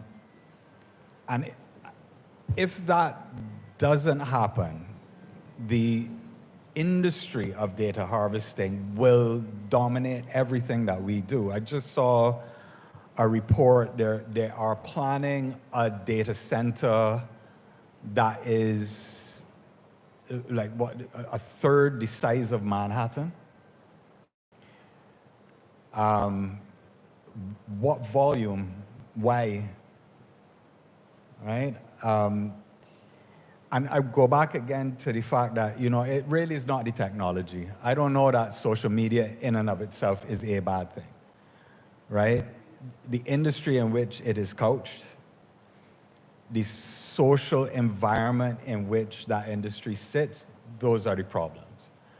So if we change those, social media will function just fine with all of its invasion, right? Yeah, that's...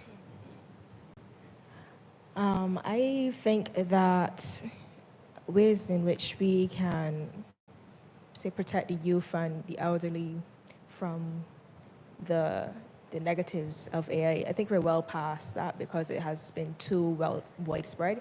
The only way that we can really combat that is by educating them, letting them know what to look for, things to avoid. But we can't really put anything in place that wouldn't go to the point of infringing on their rights, because you can't tell them, oh, don't go on social media. So the only thing you can do is really educate them about it. Yeah. Well, for the whole day, I have heard people talk about regulations and possible policies and legislation. But a couple of days ago, I listened to an interview with a guy called Demis Hassabis. He is the co-founder of Google DeepMind. And he said that what keeps him up at night is not the possibility of AI going rogue. It's the possibility that we won't reach a global consensus on AI regulations. And yet we talk a lot here about local regulations. And local, not just being specific to Barbados or the Caribbean, but local in the sense that it is also specific to particular sectors. And so I'm curious about how do you think about, not just you, but essentially everyone here who is interested in this, how do we navigate this incredibly complex terrain of the need for global consensus and local protections? I don't think we have managed to reach global consensus on anything. No, we right? haven't. That's the and problem. So, exactly, right? Yeah. And so, once again, I return to this, is that, the technology itself is not, if somebody kills someone with a hammer, you don't outlaw hammers. You know what I mean? It's like the hammer is not the problem. And so, I totally feel that guy is horror, right? Because in an environment in which AI's development and the data harvesting industry is driven by competition, it will be rapid and out of control, right? Like arms, right? Like the nature of our food. Right? But the perception is that legislation will always lag behind and never be up to speed. Indeed, and I think, human history bears that out. That is a reasonable assumption to make. And so, there was this term that was used earlier, what is it? Critical thinking. I think we all kind of have critical thinking, right? And we are all, in spite of the degree to which we are critical thinkers, subject to influence. And the most that we can do with young people is to give them confidence in their instincts. They know, right? They absolutely know. There was a thing that happened during COVID where, very early on, it didn't last long, I think, because of our economic environment, but it lasted a little bit longer in the developed world, that young people were going to adapt to that virtual world really easily, very comfortably, because they were so up on the digital, right? And it was not so, right? They know that there's something up with this, in spite of the fact that we are aware that we can't quite get around it and shift from it. We know that there's a necessity to offset it. I can speak personally as a teacher of young artists. I make special effort to encourage that, right? A sense of self-awareness and self-possession and trusting one's own internal responses and instincts, right? That's the vehicle, I think.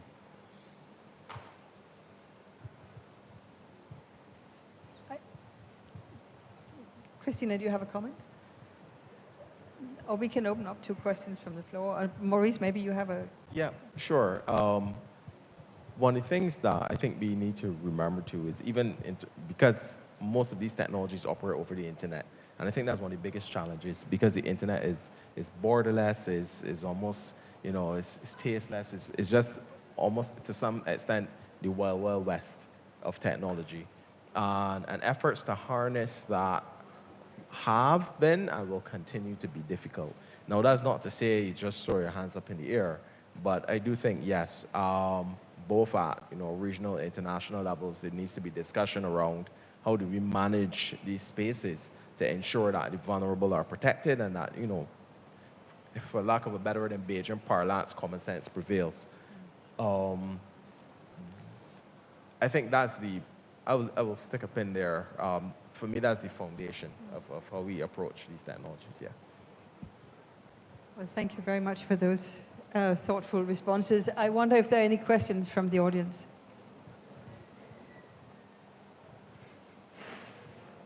The lady there in the purple. Yeah. Yes.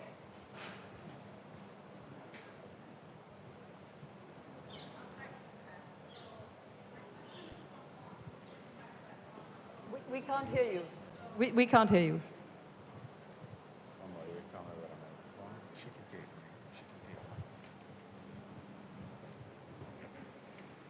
There you go.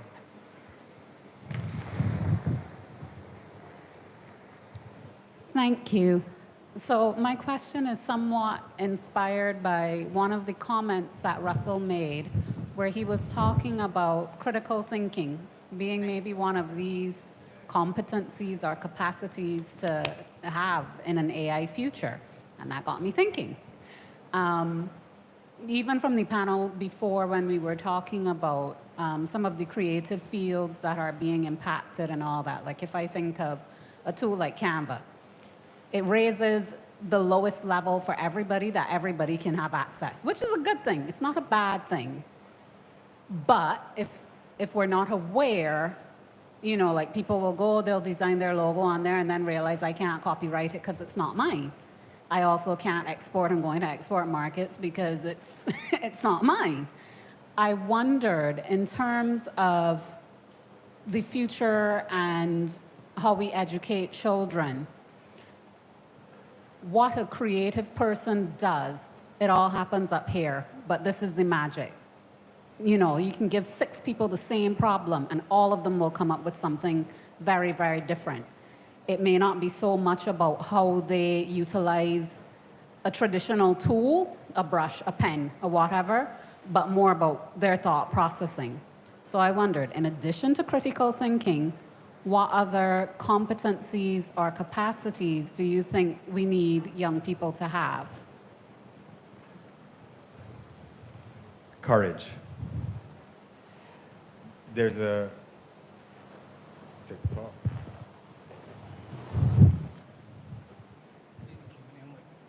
Okay. Test. Right.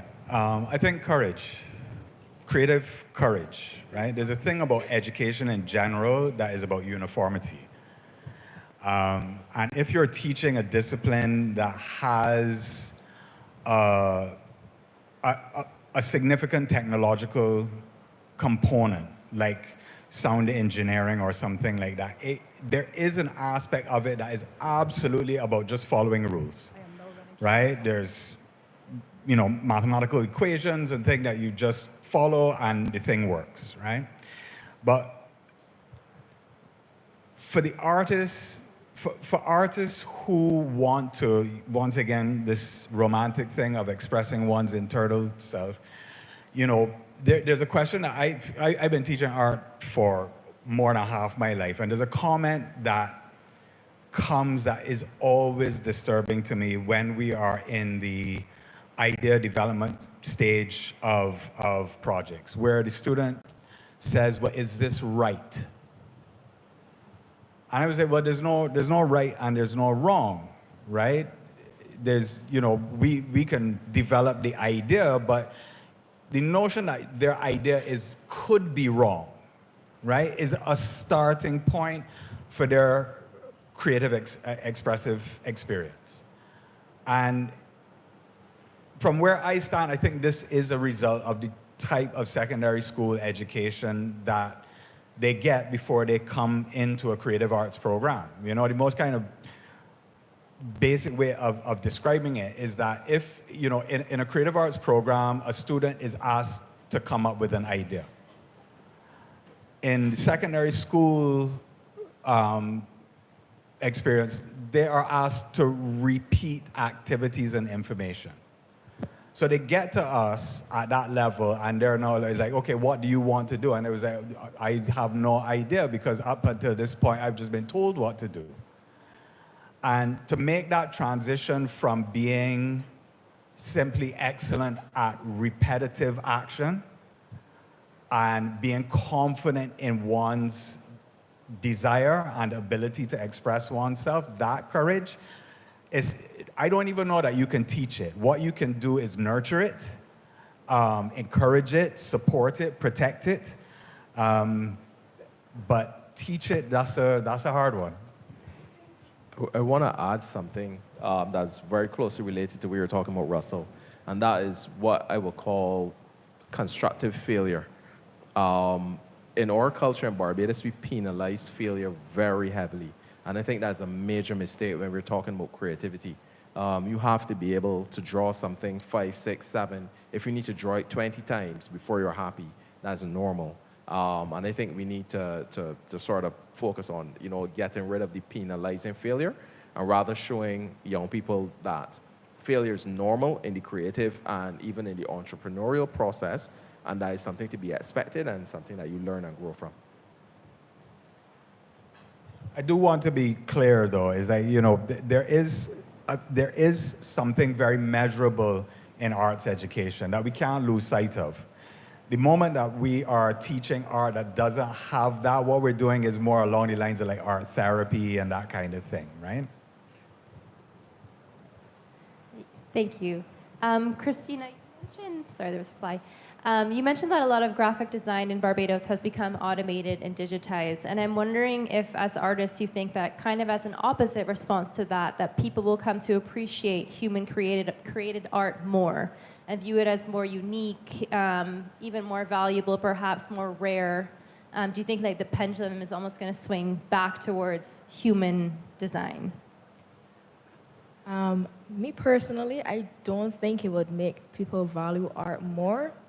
I think it would probably have the opposite effect, because people are going to see art as like, well, for that particular demographic, they're not going to see it as, I guess people value things based on how difficult they are to do. So if they see it as something easy to do, or if anybody could do it, it's going to lose its value because there's less effort to put into it. So I think it's going to swing the other direction of that. Yeah. Thank you. Wonderful discussion so far. I wanted to make the point, and it was reiterated earlier, you have to know the rules in order to break the rules. And you made the point about our education system being one that penalizes, and it doesn't attach value to failing. It treats failure as a finality as opposed to an opportunity to learn. And I want to remind us collectively as creatives within our culture in Barbados and the Caribbean that whole notion of trying and trying and trying is not nurtured. It's not celebrated. It's not valued.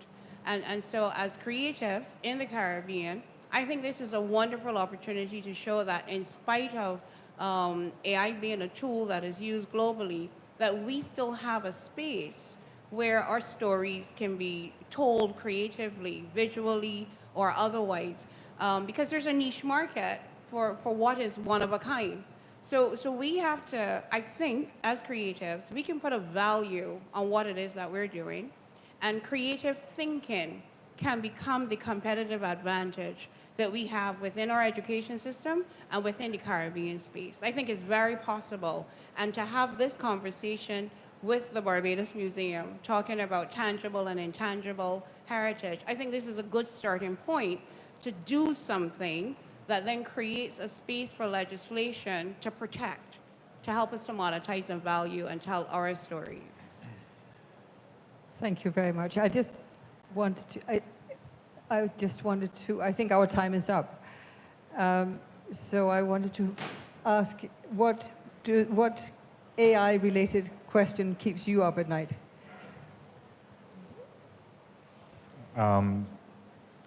My friend here referred to it earlier. The nexus point of quantum, I think, is the thing that I really think about, because, I am a reluctant Luddite, right? And I engage with technology, more out of necessity than out of desire, right? And I am also a child of dystopian science fiction. And there is, you know, the term robot, right, comes from a Eastern European play. And play is called RUR, Rossum's Universal Robots, right? And the story is pretty much the same automaton story that we've seen throughout the ages, Terminator, iRobot, and so on. There's this strata of the society that is this mechanized individual. And, you know, there's a society that just lives in leisure, and these mechanized individuals are serving them food and cleaning their, and so on. And eventually, of course, the RURs revolt, and they take over the world, right? I think there's a thing about when that intelligence has a conflict with our intelligence. And I think we're already there, but what AI doesn't really have the capacity to do is to enact a response to their disagreement. I think for me, the question that would keep me up is when is enough enough in terms of when it comes to like deep fakes, because it gets a little scary when, you know, so when certain things you can't tell which is which, especially when it comes to like those who are more like vulnerable to that information, who can't tell the difference, especially when it comes to like prominent figures in society spreading information that is, well, you know, misinformation, and they're very susceptible to believing it. So that's what would keep me up. Yeah. For me, it's a question of transparency. I think underlying all of the technology and the culture and everything around it, not knowing what is driving the thought process behind it when we have to interact with it is the issue for me. And I think we've already seen that start to play out from simple things as recommendation systems or in these type of systems that do profiling. It can get pretty hairy if we don't have clarity. Yeah. Thank you very much. Clarity.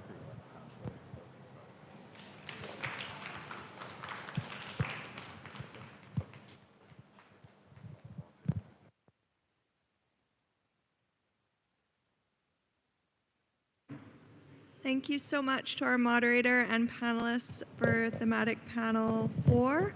We're now continuing into another and timely discussion through panel 5, which examines gender, LGBTQIA communities, and human rights within the context of Caribbean digital heritage and AI. So I'm going to invite our moderator and panelists to the stage. This panel is moderated by Ronelle King, who's the Executive Director of Life in Leggings. And joining her in this panel are Nia Brathwaite, attorney and human rights advocate, Tanya Haynes, head of the Institute for Gender and Development Studies at the University of the West Indies, Cave Hill, and Luke Lascaris, digital media consultant.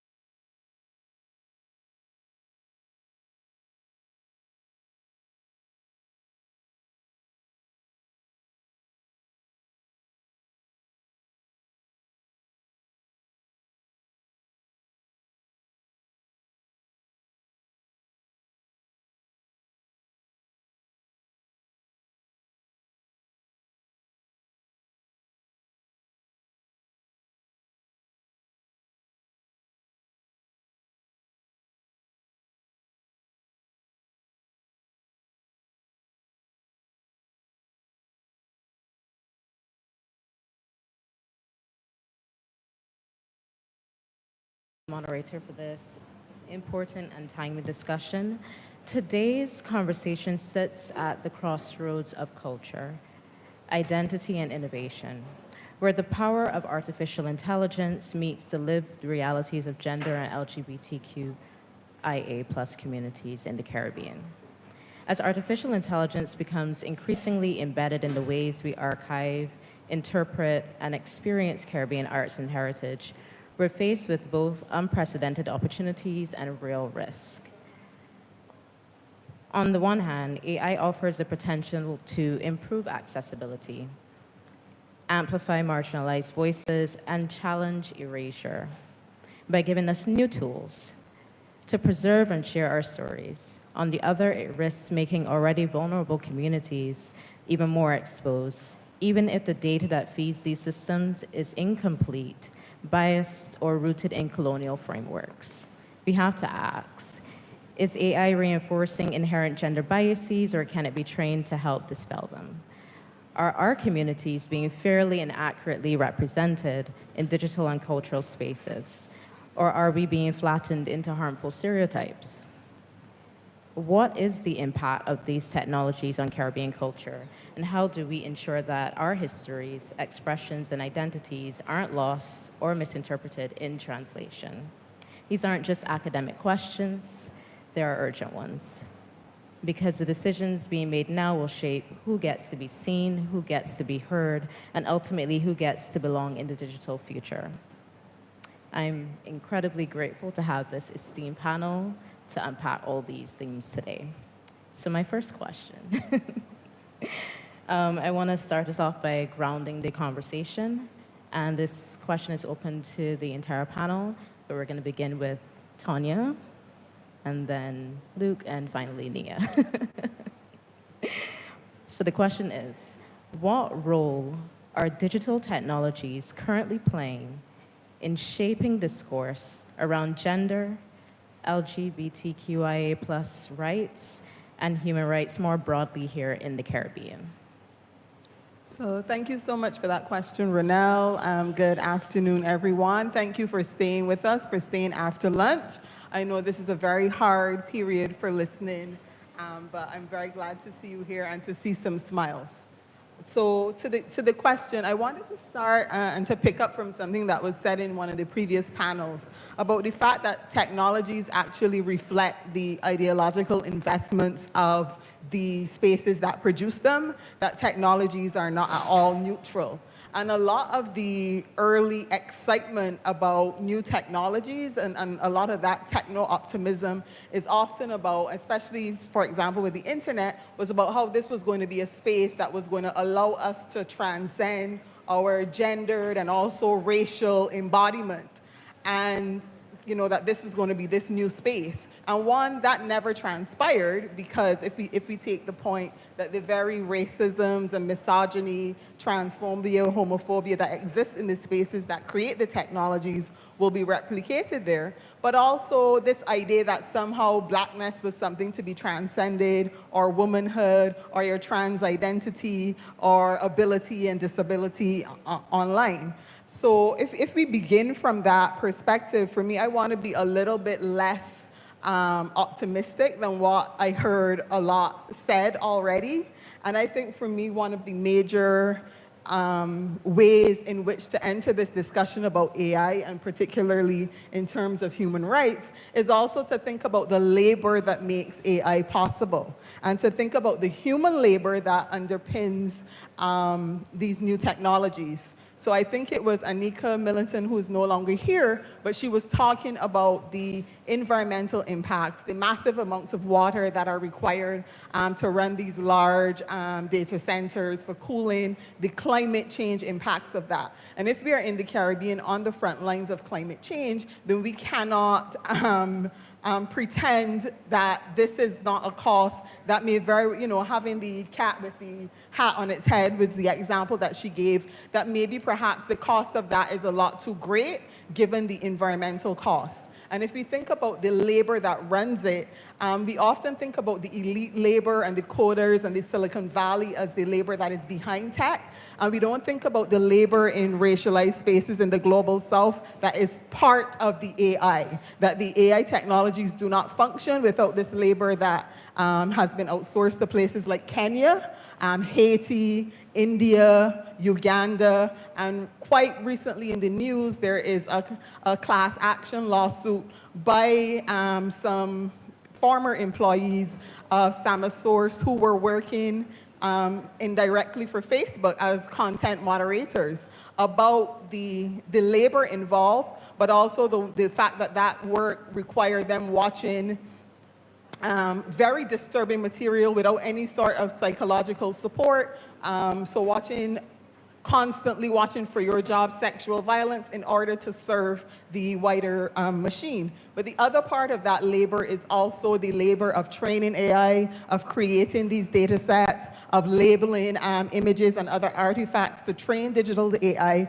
and that is being done by human beings. So there's no separation of that human labor. The fact that that labor is precarious, it's underpaid, it's racialized, and it's very invisible. A lot of the discussion and the thinking and talking around AI, including the working of it and the thinking of it as a tool, was this idea that we would be like elite AI workers. But certainly the Caribbean workers who are part of AI, whose labor cannot be separated from AI, are actually working in that underside, that undervalued, unseen area that's called micro work, but that underpins the entire technology. And so from labor, I also wanted to have us think a bit about sexual and gender-based violence that is facilitated by technology.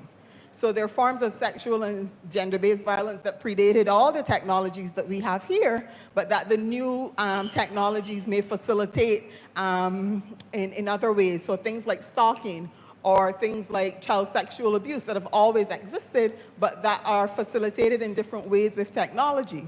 But these technologies also give rise to new forms of sexual and gender violence that depend on technology. And some of that was also mentioned here already. So things like deep fakes or image-based sexual violence and sexual harassment, but also the use of AI to currently very unregulated to generate sexually violent images of children, for example. And so all of these remain areas when we think about this question of rights in particular, for thinking about AI critically in terms of climate, in terms of labor, in terms of sexual and gendered violence. And the other aspect of sexual and gendered violence that I want us to think about in terms of AI, in terms of online technologies and online media, and these extractive technologies, is also to think about how transphobia, homophobia, misogyny, how people can build communities around these things and spread and share very hateful messages. That is also linked to some very powerful, very conservative lobbies that are able to garner considerable wealth. I'm thinking recently there was a conference called, like a conference on family values that I think was in Kenya. And they had about 6 people on the poster, if not all, but most of them were white men. There were no African women or African feminists on this poster that was purportedly about family values, and most of these white men were based in the US. And so thinking about how, for example, the very conservative turn in the US with its desire to erase transgender people, with its desire to, quote unquote, return the world to what they consider to be a natural order, with the US as dominant and the rest of the world as subordinate, but also with this domination of men over women, et cetera, that all of these things converge and are very much related to each other and cannot be separated, both from the economic structures that are underpinning the technologies, as well as some of the uses that are being placed of them. Thank you for your contributions. Luke? Actually, can you remind me of the question? Because there was so much that you said that is so important, and so much that I don't end up responding to what you're saying, and because I agree with so much about it, but I just wanted to... Absolutely. She even jumped ahead to one of my questions. I was like, okay. Right, yeah, she covers so much material, right? The question was, what role are digital technologies currently playing in shaping discourse around gender, LGBTQIA+ rights, and human rights more broadly here in the Caribbean. Yeah, just to echo basically again what you said, like a lot of our information, a lot of these technologies come out of the global north. So they're influenced, they're created, as you said, they're not created in a vacuum. They're not created from a neutral point of view. They're created with points of view that encompass global north point of views and global north ideologies, which is, it centers white heterosexual men and within a capitalist structure. So then it only looks from that point of view. So it wouldn't consider people in the global south, whereas is people of color, black people especially, people who are queer, people who don't conform to those, don't align along those traditional lines of that these white supremacist kind of lines that underplay the global north. And even these lines are replicated in the global south too as well when we look at colonialism. So it just ends up replicating a structure that was there from before. So in as much as, just as you said, we would have expected AI and these new technologies to push boundaries and push barriers and create a more equal system, with whether this is regard to access to information, whether this is supposed to liberate our societies, whether this is supposed to create an even level playing field. It just replicates and regurgitates the same inequalities that existed from before. So rather than the great liberator that we thought AI could possibly be, and including the digital space as a whole, and this is, I'm repeating stuff that others would have said before, it ended up not being that, and is really quite a shame, but there's still hope that AI can still help to bring new ideas to people. I don't know if y'all would have seen it online, but in the comment section, the AI on X, which was formerly Twitter, started to repeat what people conceive, what people believe to be progressive talking points.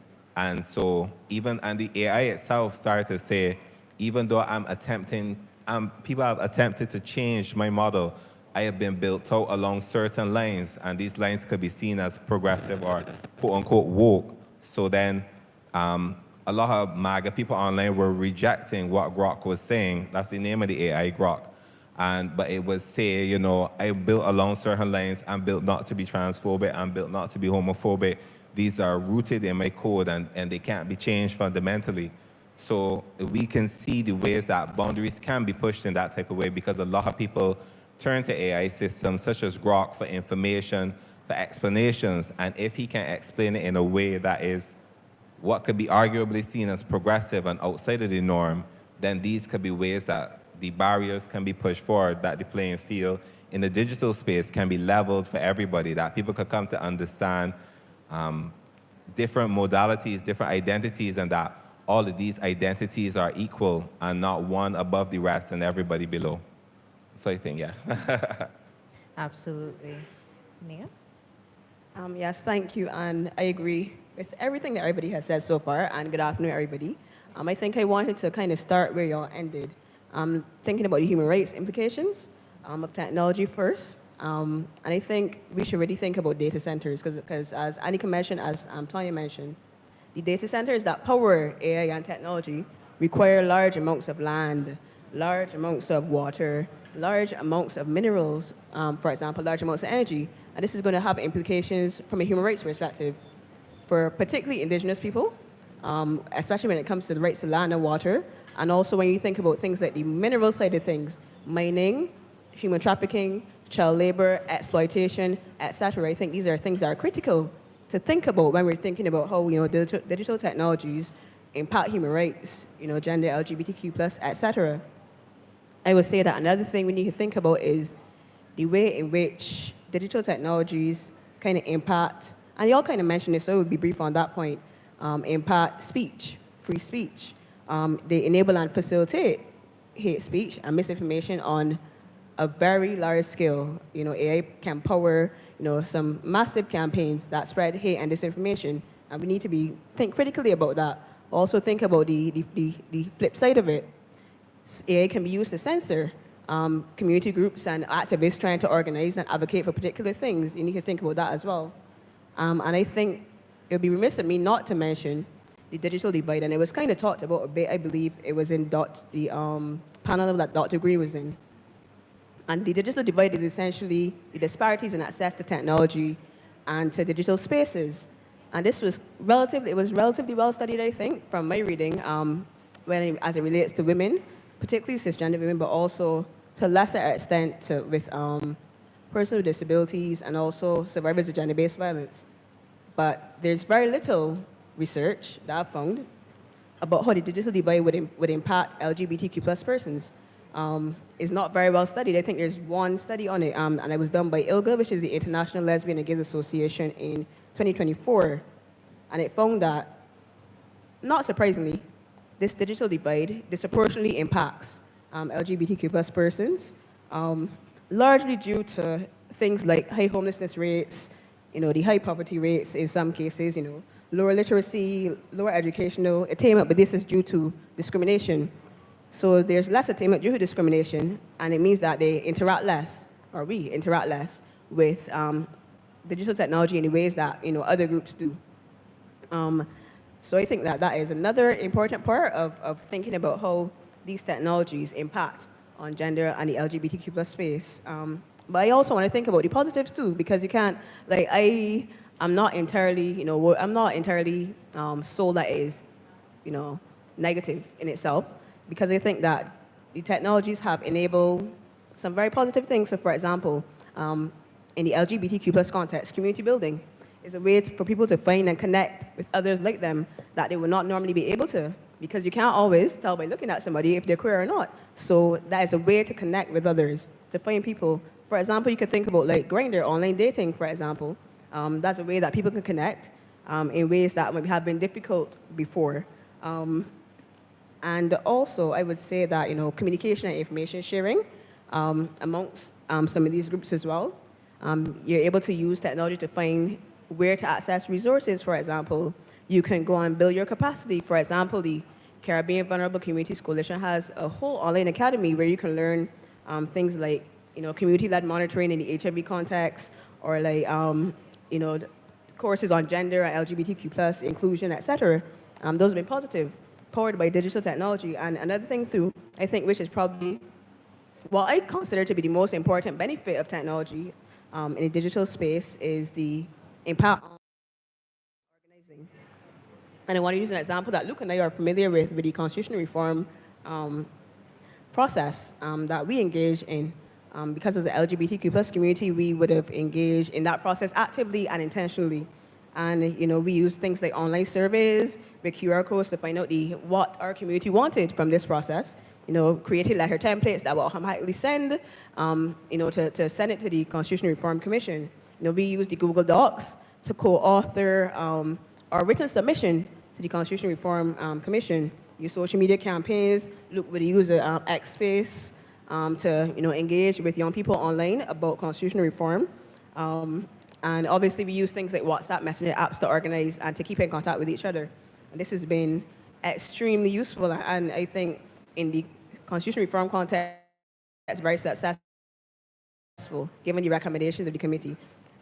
And also, another area in which, I think is my last point, another area in which technology has been positive is that in spaces, especially civil society space, where funds and human resources are limited, groups can use technology and AI specifically to help them with these admin-heavy tasks, like grant writing, finding grants, for example, and also things like fundraising plans, etc. So I just wanted to kind of highlight this. There's an obvious negative, but there's also an obvious positive too.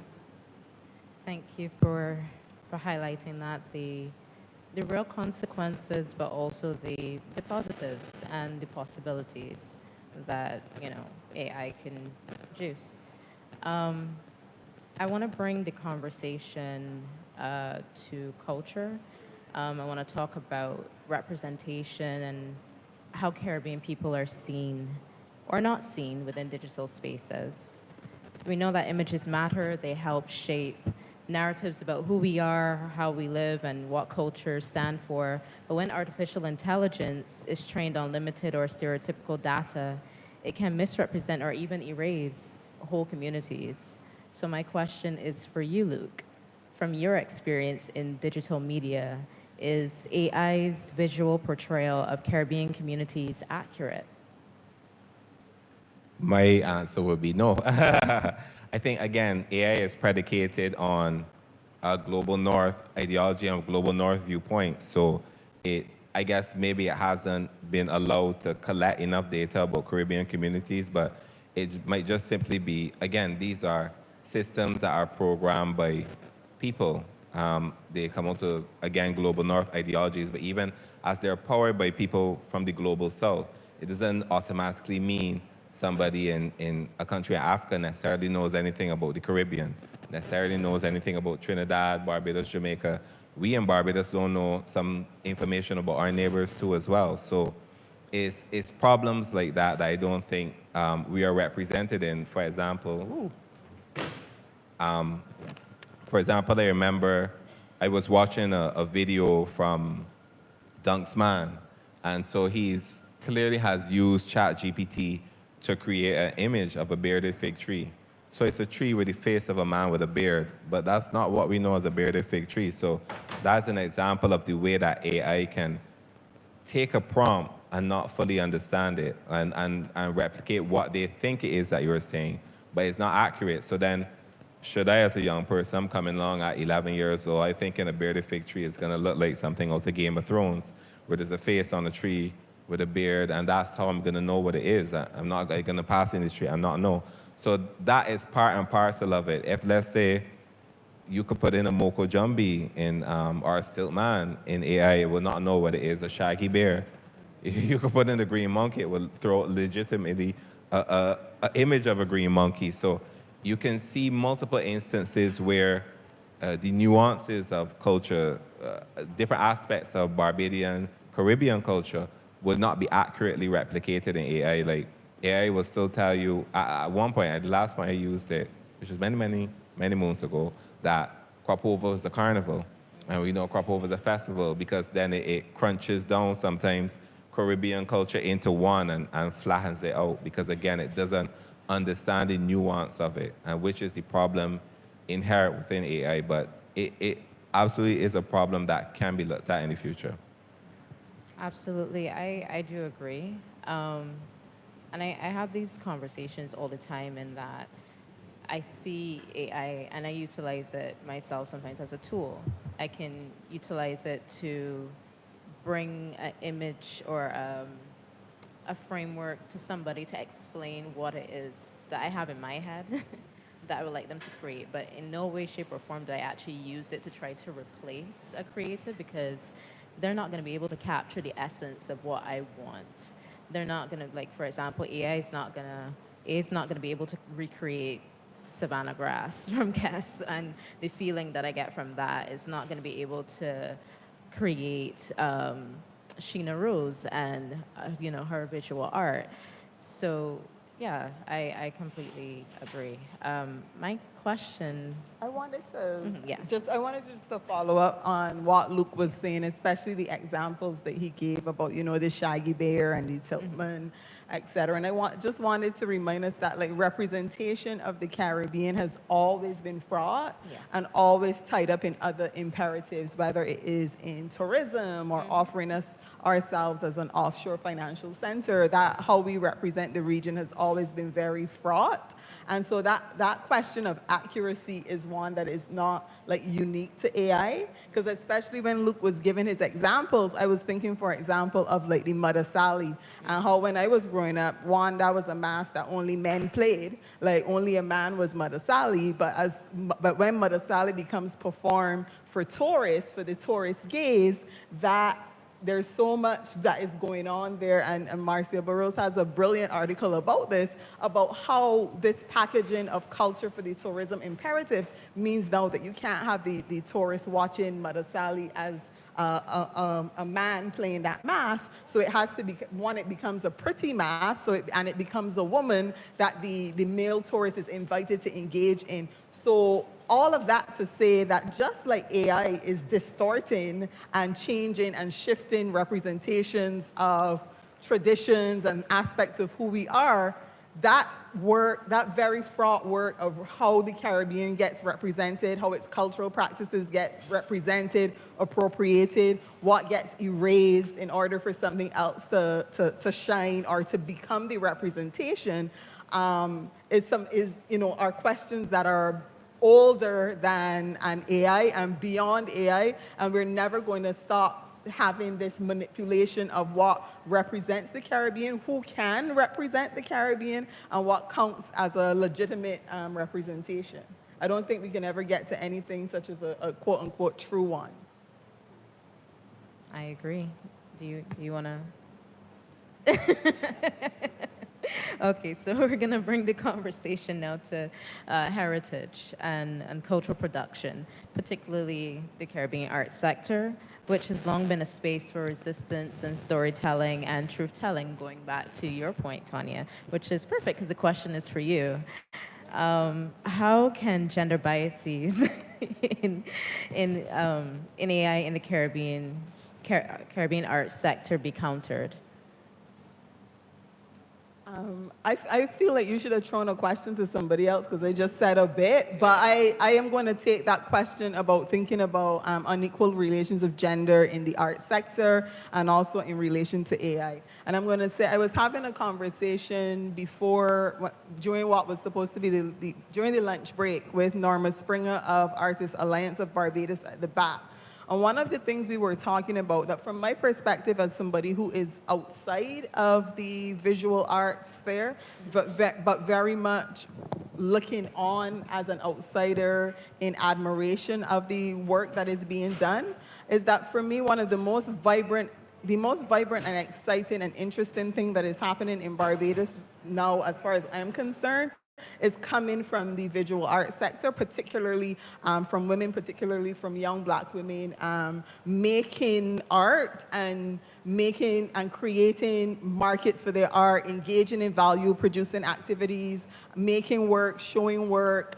It just feels like a lot of energy, and it also feels like a community as well, and a large mass of people. And one of the things that Norma and I were dialoguing about was about the need for investment in this work, about the fact that the artists have already put in the work to create a big community, a critical mass, to offer something that is original and unique and that is distinctly ours, and that I think escapes a lot of the other kinds of constraints that you see in a lot of other areas in Barbados. And by that I mean, there's a way in which a lot of other kinds of politics and respectability constrain a lot of how people express themselves. And for me, at least when I look at what the visual artists are doing, you really see embracing of their own imagination, of the profane, the vulgar, the sacred, all at once.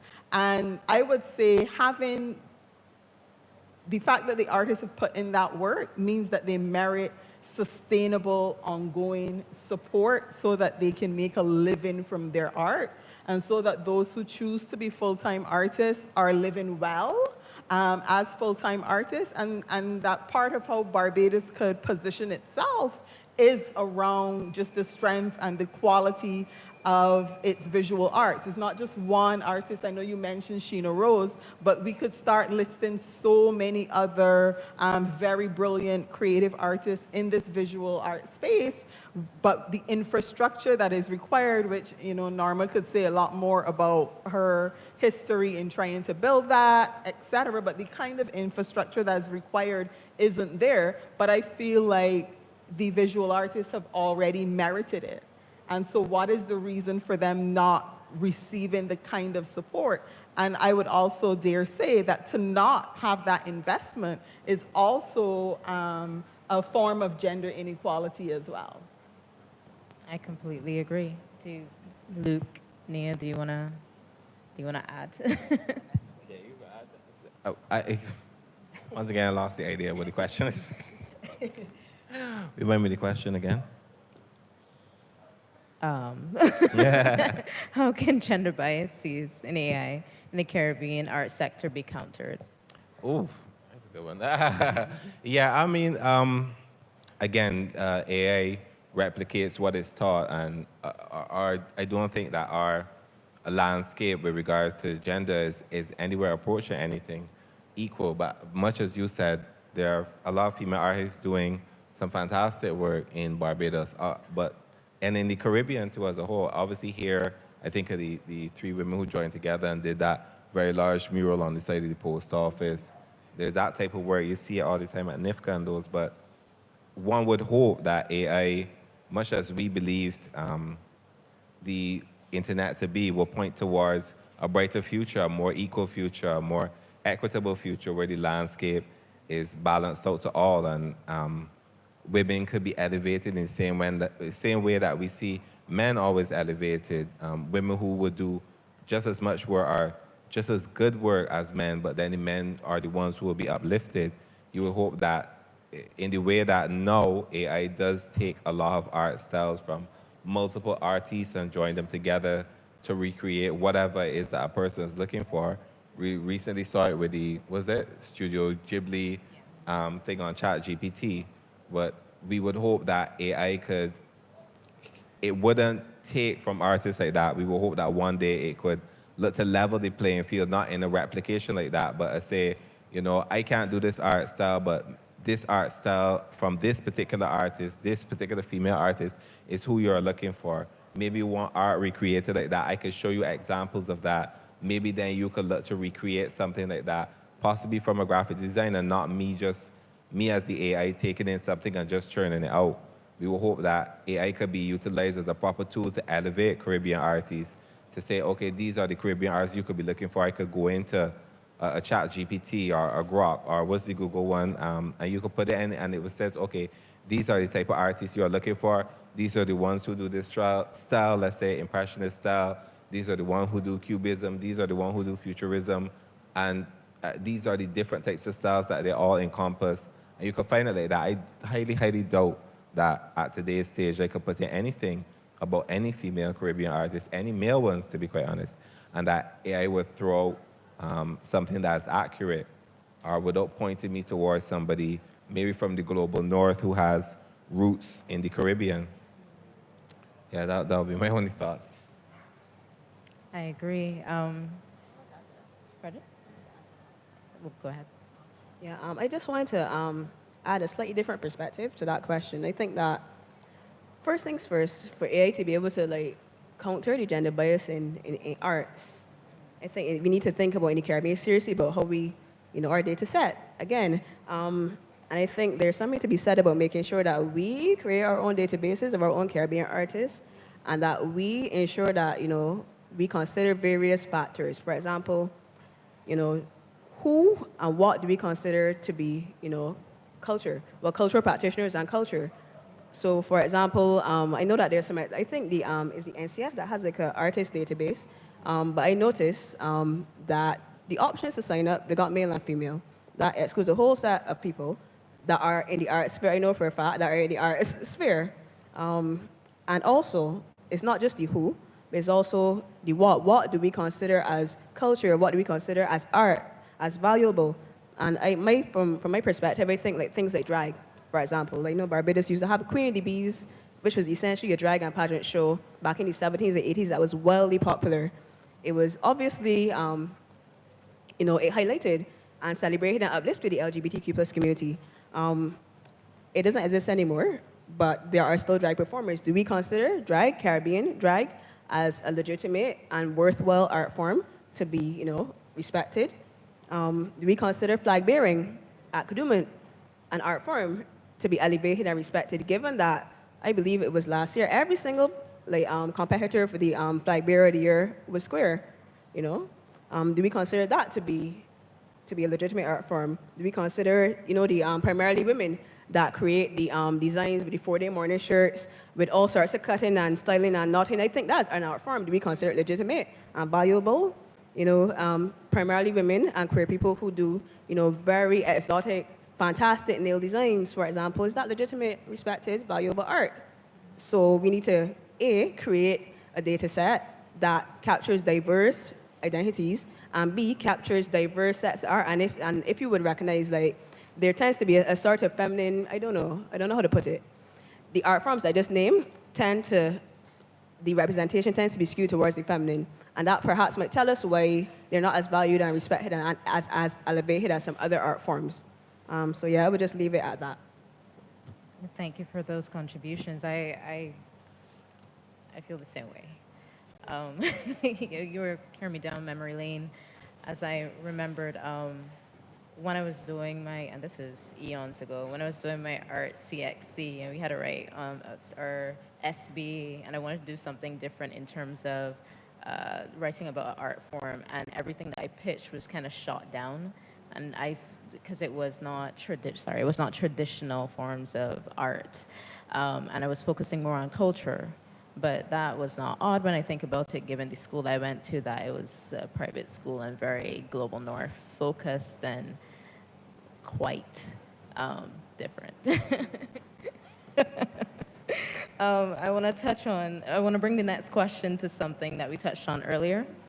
So my question is on, as AI becomes more deeply embedded in our digital lives, we're seeing new forms of technology-facilitated violence. From deepfakes to automated harassment and surveillance, how might AI exacerbate the risk of digital violence, particularly for women and the LGBT+QIA people in the Caribbean, and what safeguards or interventions are urgently needed to protect these communities? So the question is more on the latter part, because we touched on the former. That question is for Nia and Tanya. But Luke can also pitch in too. You should start. Let's start. Okay, cool. I think you need to look at it from a few perspectives. Like we already went over, the design of AI, how that has impacted the data set, etc. But I think that I really want to give some examples. So, for example, did you know that only 22% of workers in AI worldwide are women?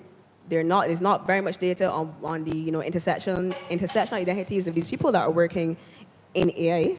And even at the higher levels, I believe it's as low as 8% at the higher levels of people working in AI that are women. And we don't really have data again on disability, gender identity, sexual orientation, etc. So we don't know. So obviously, there's going to be an issue with how, AI, the models are designed. There's going to be a fundamental issue with the design of the models. And as I think, as Tony said, and as some people said earlier, nothing is void of political context, and nothing is no divorce from power structures. And so I think that some solutions, because I don't want to just harp on the problems, to that is, we obviously need to be getting more diverse voices into the AI and tech sphere. How do we do that? The dreaded DEI. I think that you need to train diverse people. You need to make sure to target and get groups that are underrepresented inside of the part of the development process. I think you also need to, and what we can do, because that's not within our control, because the big companies are who's deciding that, but what is within our control is to make sure that our population has the skills to go after these jobs. And I also think that it's critically important to integrate things like ethics, human rights, gender, civics into our educational system from preschool to university. And that's something we can do for ourselves to ensure that when we create the next generation of STEM leaders, that they have this embedded so that we will not have the problem with design that we currently have. I would also say that the problem with design also is about how the design is done, because people make value judgments based on what they see to be important, and they put that data into the system. So yes, they may put data into it, but they may assign different values and importance to some data we put into it. And an example is that UNESCO did some research on AI, and they asked AI models to create some stories based on fictional profiles of people. And they recognized that the richer narratives came when the profiles were, male. They were male-gendered. Language like leaders and adventure, etc., were used in these stories created from these profiles. There were much less rich narratives for women, and they had all these different stereotypes like gentle and homemaker, etc. And then it also not surprisingly, as somebody who's been working in the LGBTQ plus sphere, it replicated negative stereotypes of LGBTQ plus persons and also negative racial stereotypes. And I think the issue is that there's a lack of transparency in the design and the data set in some of these models. And as I said, the only thing we can do to kind of counter that is to, A, I think we should attempt to create our own models, and B, contribute to the data set to make sure that some of these biases are counteracted and mitigated. And just one point on the data set, I think the Caribbean is a data scarce environment. There's an issue with the quality and quantity of particular types of data, especially speaking again from the LGBTQ plus perspective. There's, until about 5 years ago, there's been very little research done on the community at all. And unfortunately, the agency that was doing the research has lost the funding. So there's going to be even less funding available and even less research available to create these data sets. So we need to think creatively at this point. Yeah, I think I will stop there for now. Thanks. And so your question was about safeguards with regard to gender-based and sexual violence that might be facilitated by technology and also by AI. For me, I see a continuum with the gender-based and sexual violence that occurs that is not necessarily facilitated by technology. And we know that these safeguards are actually in communities of care. The majority of this violence is not reported in any sort of formal mechanism. So most of that care actually takes place at the community level. So it is about resourcing and supporting the women-led organizations, girl-led organizations, queer and trans-led organizations that are on the front lines responding to violence and also putting some work into prevention. In terms of the responsibility of big tech will spend lots of money doing all kinds of billions of investment and have not done enough with regard to, for example, the technology-facilitated sexual violence against children, the sharing of sexually violent images of children, for example, or even the way that children being on social media are targeted for violence. And this is, an area in which young people are extremely exposed. A lot, I remember, I teach, and one of my students said something like, if you were on, and she named this particular social media platform, she was like, if you were on that platform when you were like 12 or 13, then it means you were groomed. Because to exist as a child in the social media space meant that you were constantly targeted for sexual violence. And it's there that I think at the level of big tech that they do have the resources that if they were to prioritize this as something that they wanted to prevent, that they could absolutely do that.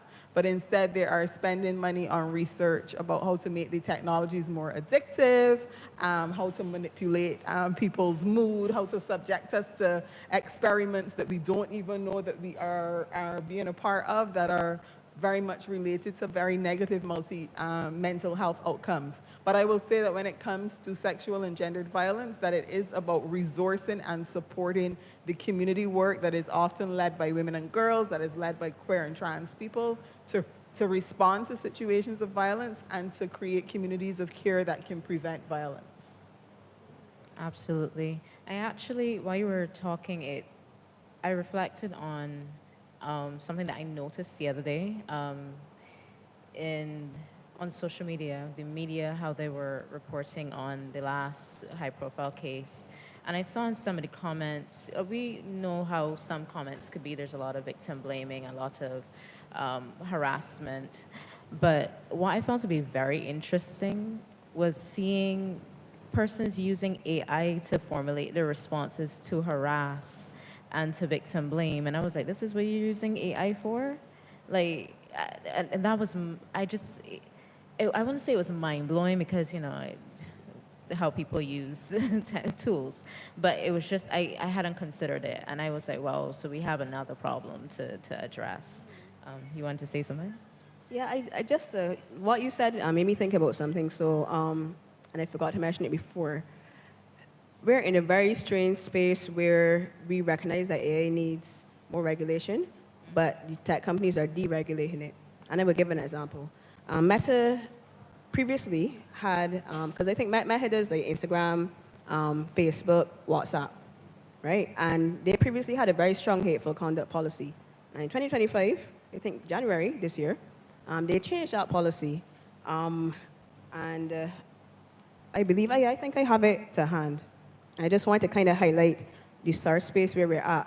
Because Meta said we do allow allegations of mental illness or abnormality when based on gender or sexual orientation, given the political and religious discourse about transgenderism and homosexuality, and common non-serious usage of words like weird, right? So we are in a space where people are using AI to perpetuate hate and misinformation, but the tech companies are responding to the political climate and not the human rights obligations that they have. You know, so I just wanted to raise that point, you know, given what you said about people using AI then to, you know, perpetuate harassment online. Yeah. Luke, you wanted to say something before? Yeah, of course, I want to echo what my co-panelists said. AI will, again, much as we would have already indicated, AI will replicate whatever the data set is. So, and it will allow and create spaces, especially as you said with Facebook in 2025, to have spaces that hateful conduct can thrive. Or we find now in the way that the conduct has been changed that a lot of things that were flagged previously on Facebook, on what was formerly Twitter, even on TikTok, wouldn't be flagged anymore. It wouldn't be taken down on Instagram too as well. Wouldn't be taken down as hateful conduct, switching over as the political climate switched over. And a lot of these things rarely have human moderators involved. There's a lot of AI going into it. And we would have seen the deployment of this type of technology on TikTok from before. So then it caused a change in the language. People wouldn't use language such as rape. They wouldn't use sexual assault. They wouldn't use sex because all of these things would, you say and it will automatically get flagged and your video will either be taken down, it will either be restricted in some way. So we could see the restrictions. You see it expanding now to talk about Palestine. A lot of, I think around the same 2025 January, a lot of those, any commentary around Palestine disappeared off of TikTok. Like you couldn't search it, nothing would come up because the AI was being used to restrict the language in that type of way.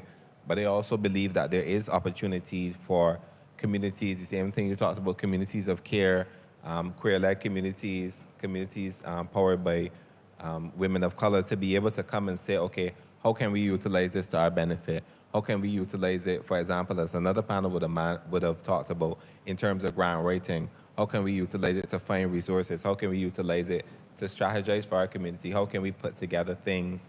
How can we look at different plans and shorten the time frame that we can look at these things from, let's say, computing them from a week down to a day or two, and we could be able to put them together and say, okay, this is a strategy, this is a work plan, this is information that I can utilize to help benefit my community, help put out information in a easy, simple, cost-effective way, and in a productive way that helps me share information with my community.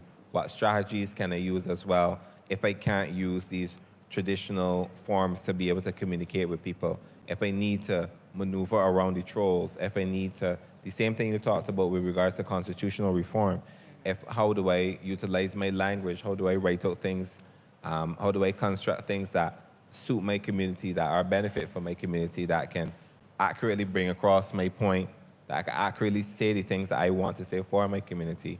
Because as we know, for queer people, LGBTQ plus people, and other marginalized groups, AI will replicate what they see in society and will increase the marginalization of these groups. So how can we have strategies and utilize AI to benefit us in the same way that it's supposed to be, as democratic as possible in society, and benefit everyone?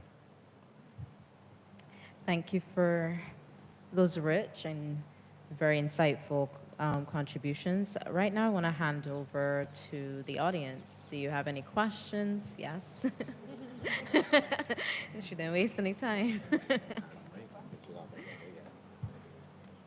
Just introduce yourself and then lead with the question. Hi, I'm Veronica Millington from UNDP. Thank you so much for your contributions. My question is kind of touching on something that all the panelists mentioned Tanya actually mentioned it at the top around the challenges around harassment and so on, and frauds and deep fakes as a form, being used as a form of sexual harassment. And Nia provided some solutions, like a national response could potentially be capacity building, maybe a national development scholarship. When we as a country wanted to see a shift to green technologies, there were a whole bunch of national development scholarships around that. So I think the idea of capacity building in that way at a national level is a good one. What are some of the opportunities, in addition to that, that you think persons within the community can use to their advantage to benefit themselves, as well as to combat things like the challenge of harassment?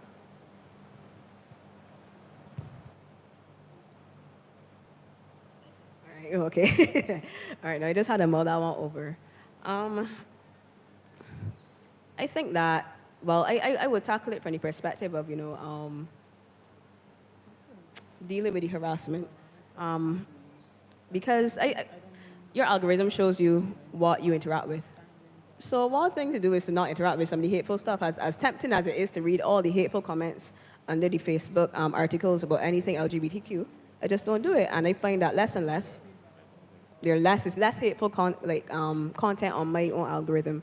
But apart from that, apart from just not interacting, I also believe that, you can create your own online space where you engage and interact with, trusted sources, with other community members or resources, so that you make sure as a community. And I think this should be something that we, tell community members to actively do. Curate your online space the same way you want to curate your home and your environment. Create your online space in such a way that you are exposed to the things that you need to be exposed to, as opposed to things that would negatively impact you. I would also say that AI can be used to track and document hateful comments and conduct. For example, one of the comments that I would hear often when I was doing the advocacy with constitutional reform was that there's no discrimination against LGBTQ plus people. We don't see it, we don't know anything about it, it doesn't exist. And it would have been really helpful if we could have used AI to, look over like Nation News comments, look through the newspaper archives, etc., and say, that is not true. We had to obviously go based on our memory, what we could find, etc., some stats that we had collected internally. But it would have been so useful if we could have demonstrated that these things exist, and then use that as an advocacy tool. Say, you could use AI as a tool, saying, we have collected this is the evidence, and then use it to present to policymakers. I think that is also another solution. Hope that answered the question. Does anybody else want to answer?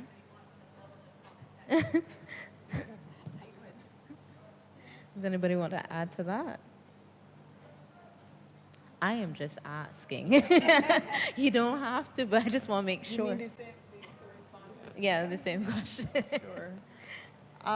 So honestly, for me, there's so much that goes, so many people who work quietly, invisibly, like the labor of caring, especially in the wake of sexual or gendered violence, is very invisible labor for a range of reasons, some that have to do with gender injustice and others that have to do with safety. And for me, that's a labor that's ongoing and that's always being done, and that, there are always people on the front lines who are doing that work. And I think that's work that needs to be valued more, supported a lot more. I know of women working in women's organizations who are working unremunerated, unpaid, underpaid. Same thing for people working in queer and trans organizations in the Caribbean. And so to be able to support in a very real way that work so that it can be amplified, it can be valued, because that's really the lifeline. A lot of the other things that get spoken about a lot more publicly in terms of legislative change, et cetera, or maybe, training this X or Y group of people to better respond to survivors or to better respond to queer and trans folk when people aggress,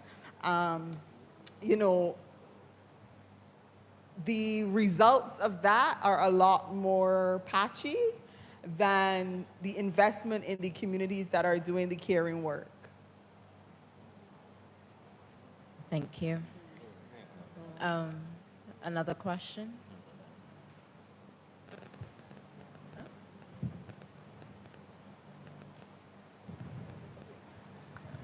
Okay, hello.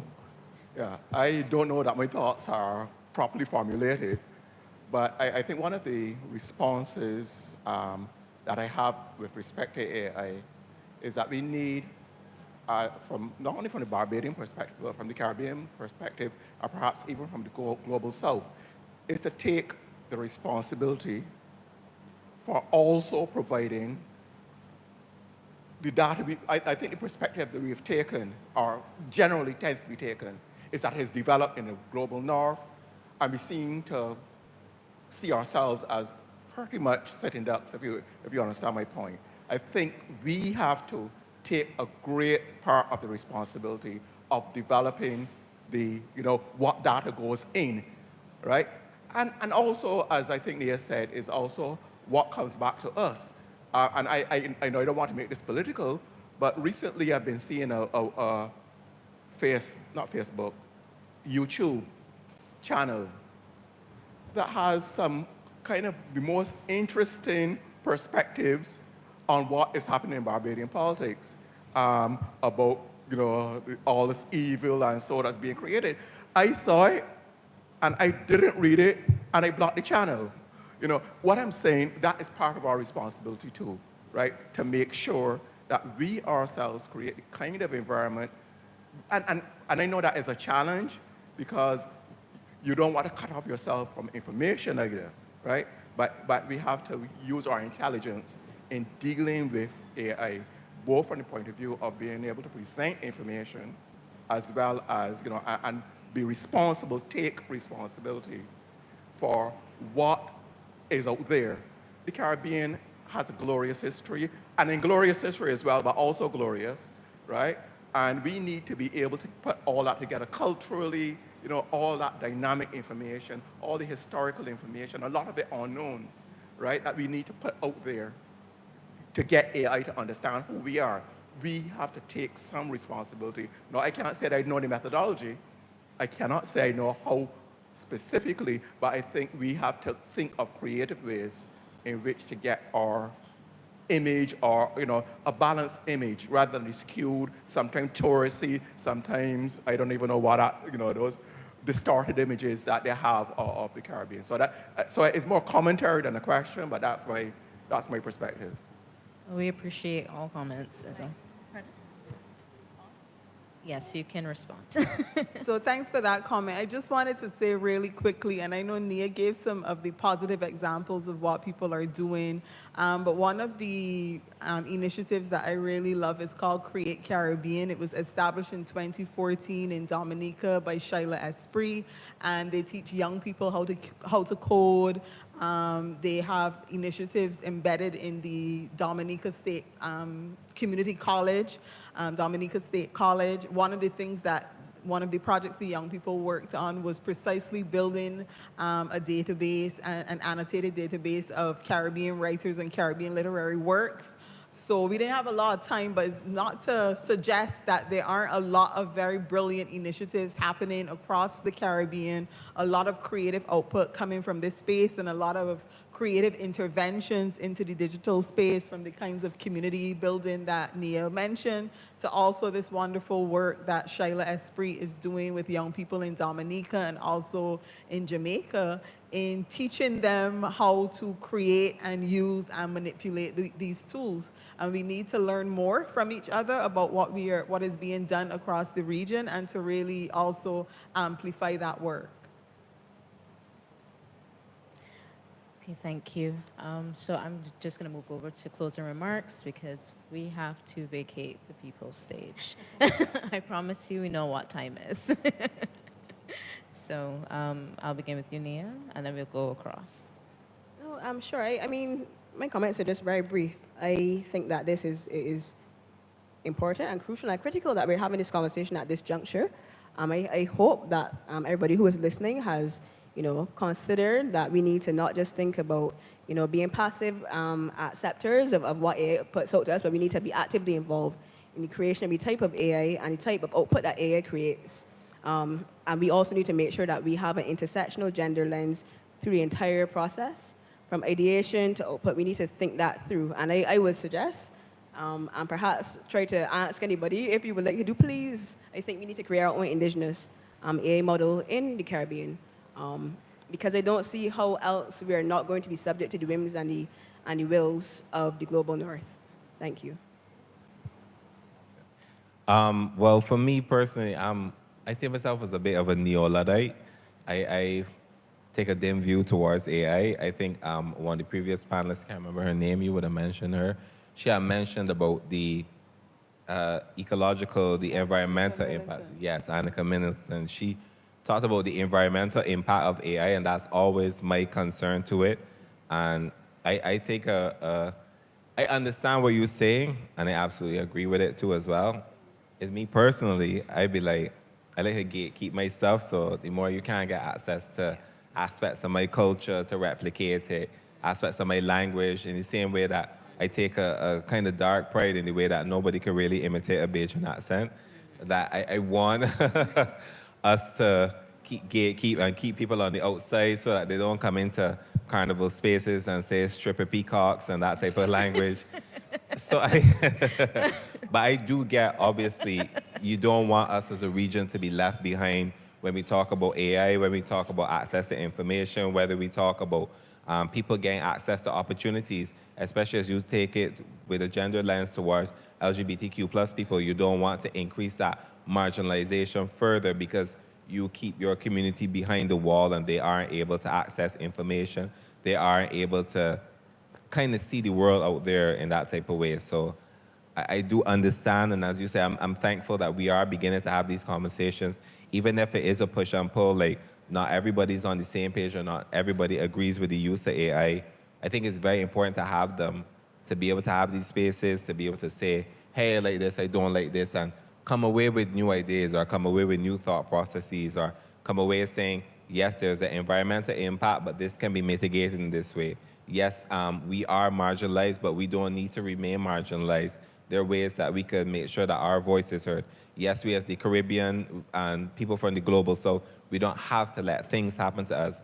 We could take initiative, we could create our own models, we could look at new ways in the same way that DeepSeek came and completely obliterated ChatGPT 4.0. We could create models like that that are not as harmful to the environment, that maybe could utilize renewable resources to be able to power the models that we want and create a future that is more sustainable and that's more equitable and that is more equal for everybody. Honestly, I just really wanted to thank the moderator and the co-panelists and also the audience. I hope that this conversation is an opening and not just a sort of one-off. And I want to leave you with some reflections, some research that was done with women's organizers in Sri Lanka about how they use technology in their organizing. And one of the first technologies that they mentioned using was their body. And I think it's important for us to return or how we are thinking about technology to these very embodied ways of knowing and doing and being, and to take what Luke is saying very seriously about the need for opacity. And perhaps it isn't that we want to be more legible to these systems and to be more easily captured, read, and surveilled, but rather that we want to preserve some of that opacity that has always been a feature of Caribbean culture.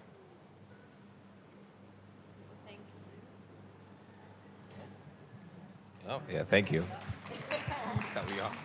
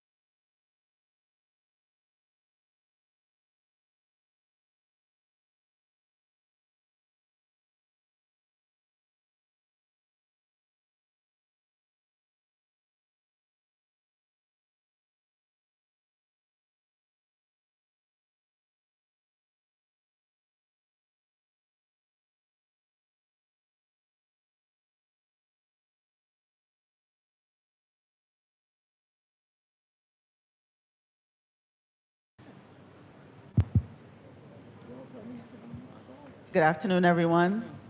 Thank you for your patience and for hanging around with us for this very final thematic session, looking at AI in Caribbean archaeology. I've heard some members of the panel say they'd like a cocktail to get the discussion going, but we'll jump in. Should be very interesting with the panelists that I have here today. For those of you who don't know what archaeology is, it's a study of the material culture, using that to reconstruct past societies. So, you know, we tend to have this glamorous thoughts about archaeology when we watch Indiana Jones, for example. But we're going to get into the nitty-gritty of it today. If you've been following AI in archaeology, you will know that this is something that has been used for a while in archaeology. They're using AI to discover unknown archaeological sites, and they're finding this to be 80% accurate. So the potential is there for AI to really serve the field. When you think of the possibilities for monitoring archaeological sites and just how we begin to process data, you know, we really have something that can be beneficial to the field. Of course, there is a downside as well. So we're going to jump into getting to discuss this some more with our panelists today. And the first question I'm going to throw out there is, what do you know of how AI is being used in archaeology in the Caribbean presently? And I'll start with Kevin Farmer. Oh, that's going to get interesting. I can think actually of AI being used recently in Barbados. When you do what is called geophysical surveying, you're using non-intrusive methods in order to peer into the earth, in order to recover, let me not use the word discover, recover archaeological features. So at the enslaved burial ground in Newton last year, January, is it last year, January? Yeah, last year, January. There was a ground penetrating radar survey done and a geophysical survey done of the enslaved burial ground to try to establish where the enslaved burials in that space was used. So the data was collected, and the fancy term is post-excavation or post-processing work. And in the post-processing work, data set was actually run through a form of AI linked to a geographic information system. And that allowed for the recovery of those burials. So as of today, we know where 570 burial shafts are at the enslaved burial ground at Newton. And that is a fantastic example of AI at work, not just in the Caribbean context, but specific to Barbados. So as a tool around cultural resource management, it has great value.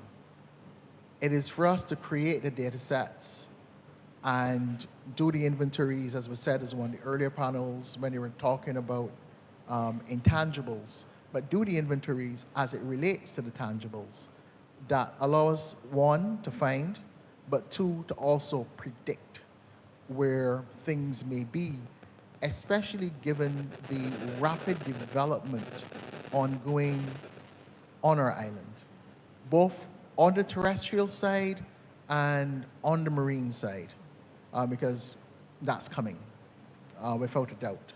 And we need to try to get ahead of that. But of course, I might be asking the second question, how do we then secure that data? Well, first of all, we need some legislation. We have none. And we do need it in an immediate way around AI, around cybersecurity, around intellectual property, but all of it pertaining to how do we manage these large data sets. And of course, recognize that once we have these large data sets, the element that comes into this is how do we begin to protect what we're now recovering? Where are we training the archaeological officers who will go out and do the site inspections? Because once it's out there, people know exactly where to go. Once there's a predictive model, people know where to go. Let me use that wonderful term. People know where to go loot and steal our cultural patrimony that then can go onto the illegal market in which to garner money. And the illegal trafficking of property in this region is a billion-dollar industry. So there are pros and cons here, and AI can help us both in the management, but also then in enforcement and upkeep. Okay, we'll look some more into some of those points that you raised, but I'm just going to go to Michelle now and ask her. You can either comment on anything Kevin has said, or if you would like to speak specifically to how you know of AI being used in the Caribbean. So I am going to put my cards on the table. I'm not an archaeologist, so I can't speak specifically to how AI is being used from the perspective that Kevin would have mentioned. But certainly as someone who works more in the field of archaeological interpretation, one of the things that I've been doing with the AI is looking at how can I put certain prompts, for instance, into AI programs like ChatGPT to get a sense of the period that we're looking at. So that's where I'm kind of putting my exploration right now. What I found is that once you have the correct prompts, you can get quite a varied amount of information. So I can ask questions of ChatGPT, looking at, what might the life been like from one particular perspective as opposed to another perspective. Trying to rebuild and recreate, because I approach this from the perspective of an artist. So how can I recreate archaeological data through the arts, whether it's poetry or theater in my case? And ChatGPT has been able to help me from that perspective. And Teresa? Within the Caribbean context, especially with Newton, I want to propose not just what it's being used for right now, but what is the possibilities. AI can be used for mass collection of site artifacts and the rendering of those images. AI can be used to generate models. We can start using AI languages to build models that can give interpretive data, large amounts of data, feedback into the cultural heritage space of the Caribbean. The amount of artifacts that can be found on a site, sometimes it may take large amount of man hours. Using AI, using the data sets that are out there and the modeling languages that are out there can bring that information to us in a time and space that will erase years before we can say, oh, this is what we had. Instead of waiting for years, we now have it within months. Bringing those artifacts now back into our space and allowing us to reconnect at a quicker time with what are known as grave goods. I'm glad that you all raised this point, because the second question that I'm going to really put forward is about how we're using or manipulating data in terms of with AI. So we know, for example, that the Caribbean as a region, we've had a lot of archaeological excavation, a lot of archaeological research done. A lot of this is not accessible, even to our own scholars. So I want us to look a bit at what we can use AI for in terms of this area and how we can make archaeology more inclusive in our Caribbean societies. I really like that question. So we're going back to the earlier discussion earlier in the day around digitization. We know where these large data sets are. There are large and massive physical repositories of archaeological material in this region. What we've never been able to is to sit down, systematically photograph them, and I'm going to mention photographing them two-dimensionally but also photographing them three-dimensionally. And it's the three-dimensional photographs that AI will now pick up on once you've trained it to search for the patterning and begin, one, to reconstruct vessels, to give us a better understanding of functionality, but also, in some cases, to indicate where there might be a duplicate of that similar vessel at some other site miles away from Barbados. Because that now allows us to have discussions around trade and trade interactions across and between islands, not only for the historic period, but for the prehistoric period.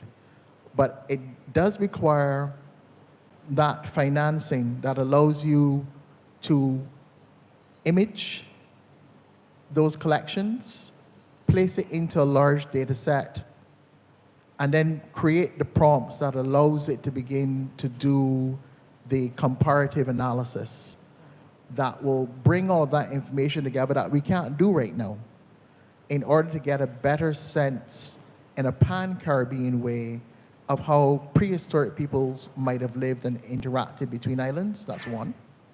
And then when we move to historical archaeology, understand how a monkey that's made in Barbados finds its way to Jamaica or St. Lucia, or vice versa, how a yaba made in Jamaica finds its way to Barbados. And we begin to have a better understanding of the trade interactions ongoing between our islands at different reference points. And in fact, maybe if we were to do that, finally unlock the one question that we have yet to unlock. Can we date these locally made ceramics simply by their aesthetic and typology in the absence of relative dating which is given by European ceramics? Maybe AI can help us to unlock that in some way. Over to you, Michelle. And I want you to also factor in your answer, because when I was really intrigued to hear your work about interpretation, I want you to talk about some of the gaps that you're finding and how you think AI can also really help to plug those. Yeah. It's quite following on nicely from what Kevin was saying. So that data is produced by the AI, and then I, as artist, take that data and do what you would have said earlier, which is find a way to make it more accessible to the general public. Because one of the things that I've found is that seminars like these, we are speaking to ourselves. Oftentimes, we're not speaking to the people that need to hear this information. So we talk about being able to teach the younger people. We talk about being able to educate ourselves about identity, historical issues, and whatnot. But the people who need to have those conversations are not coming to the museum to listen to a lecture or a seminar. How can I then kind of fill that gap through the medium of performance? Now, the challenge for me with AI, and I think it was alluded to earlier in one of the other panels, how do I maintain my relevance as a writer?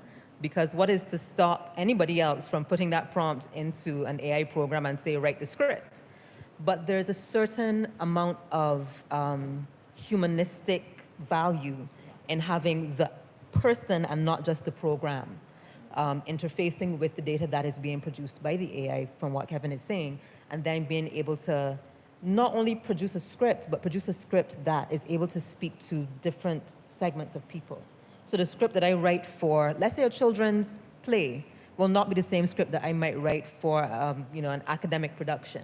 So you're able to find the kind of the loopholes in there with the AI, because AI is not human at the end of the day.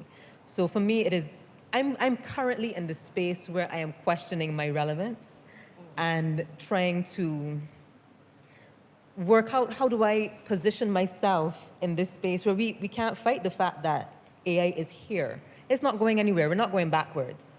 So how do I, as artist, as writer, as researcher, cement my space within this new technology, make it work for me, but also make it useful for the people who need to hear these things about themselves? Thank you. Teresa? As I listen to Michelle, I do understand that. I do empathize with that. how do you take a book and not just make it online? As someone who wrote a book from sheer memory, I comprehend that. With the archaeological record being something that is tangible not just to your senses, but to your soul. When you look at a grave good, and I will use Burial 9, Kevin.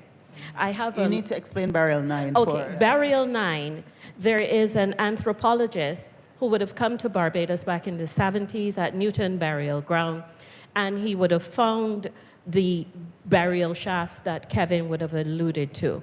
He wrote a paper, among them is one single woman, and she is called Burial 9.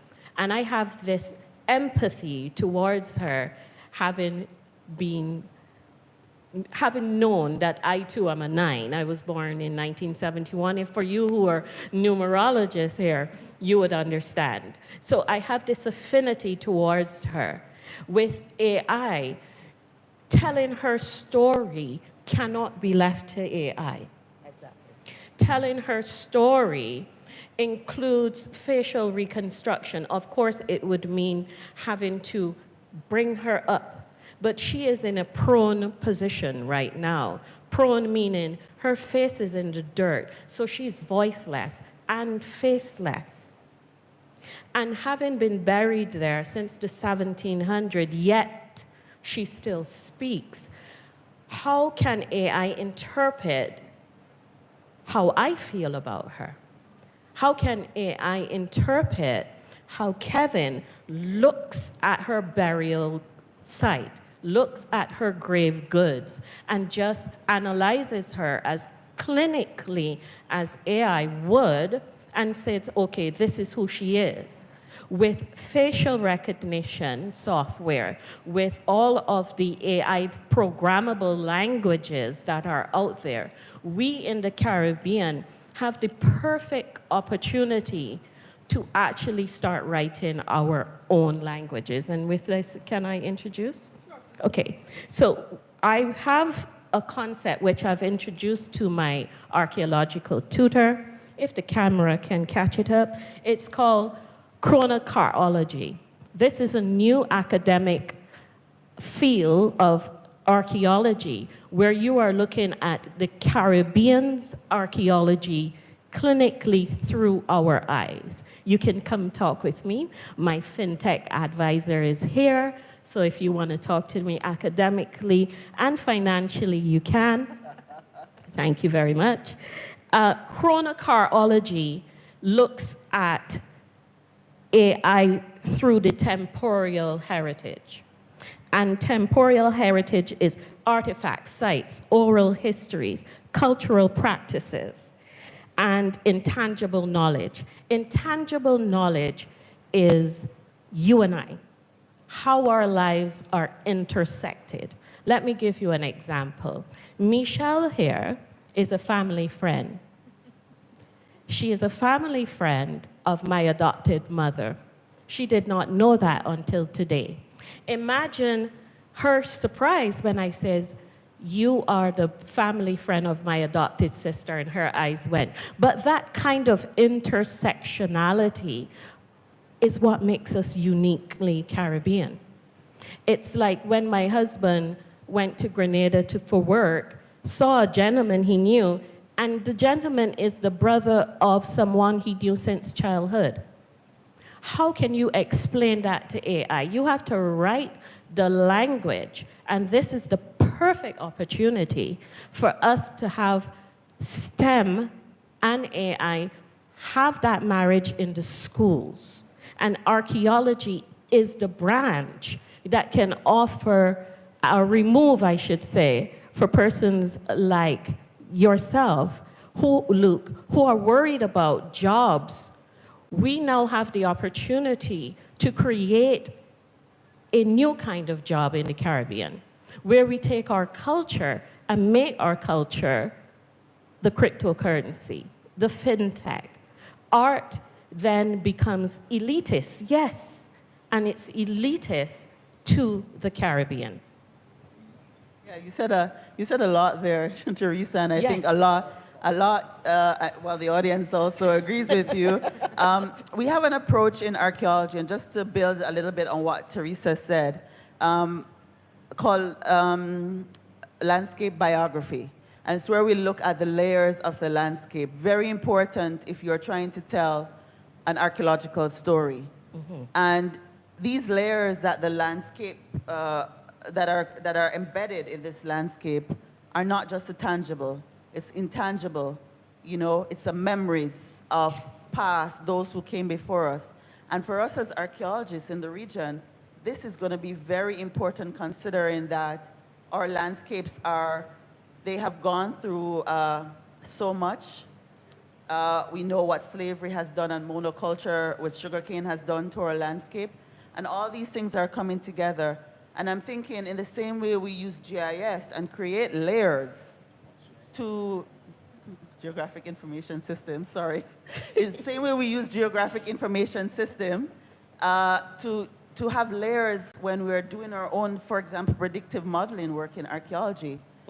We can use AI to build these layers and to study our landscape with all this data that exists in much more meaningful ways. So I'm thinking, in what ways can we see AI as revolutionizing Caribbean archaeology? Moving forward, what are we looking for AI to do for Caribbean archaeology? That's a wonderful question. We're in fact looking at it to take the known data sets and the ones yet to be produced to reconstruct past environments as well as the, nice term, geomorphology, big word. What does it really mean? How your landscape has changed over time because of erosion on the one hand or upliftment on the other. How does climate change affected us? And we only have to think about this in Barbados in a really short, practical way. Anyone who's accustomed or who has ever walked from Bath to Martins Bay would remember seeing the train line and the bridges that the train would have passed over. But if you walk it today, the train line is now in the sea. Some of those bridges are gone. That is what coastal erosion does. But with AI, well, like shark hole in, was it yesterday's paper or today's paper? Yesterday. But imagine with AI, because we've got maps and satellite imagery, we're now asking it to reconstruct what the particular landscape might have looked like in a 50, 100, 1,000, 5,000, 10,000, 20,000 period for us to begin to understand how human beings actually interacted with this space. A lot of the coastal archaeological sites used by prehistoric people are in the sea. In fact, we might argue that some of the coastal sites used by our ancestors are also in the sea. AI will allow us that reconstruction, and in fact, allow us the reconstruction to the point where we are manipulating it within a three-dimensional space, whether we're wearing VR or something else. And inputting everything from, let me do in the historic period, tax records, birth and baptism records, deeds and wills of spaces, the oral histories of a given place, begin to reconstruct what that might have looked like in order for us to have a better understanding of what that human interaction might have been. There are lost fishing villages in Barbados.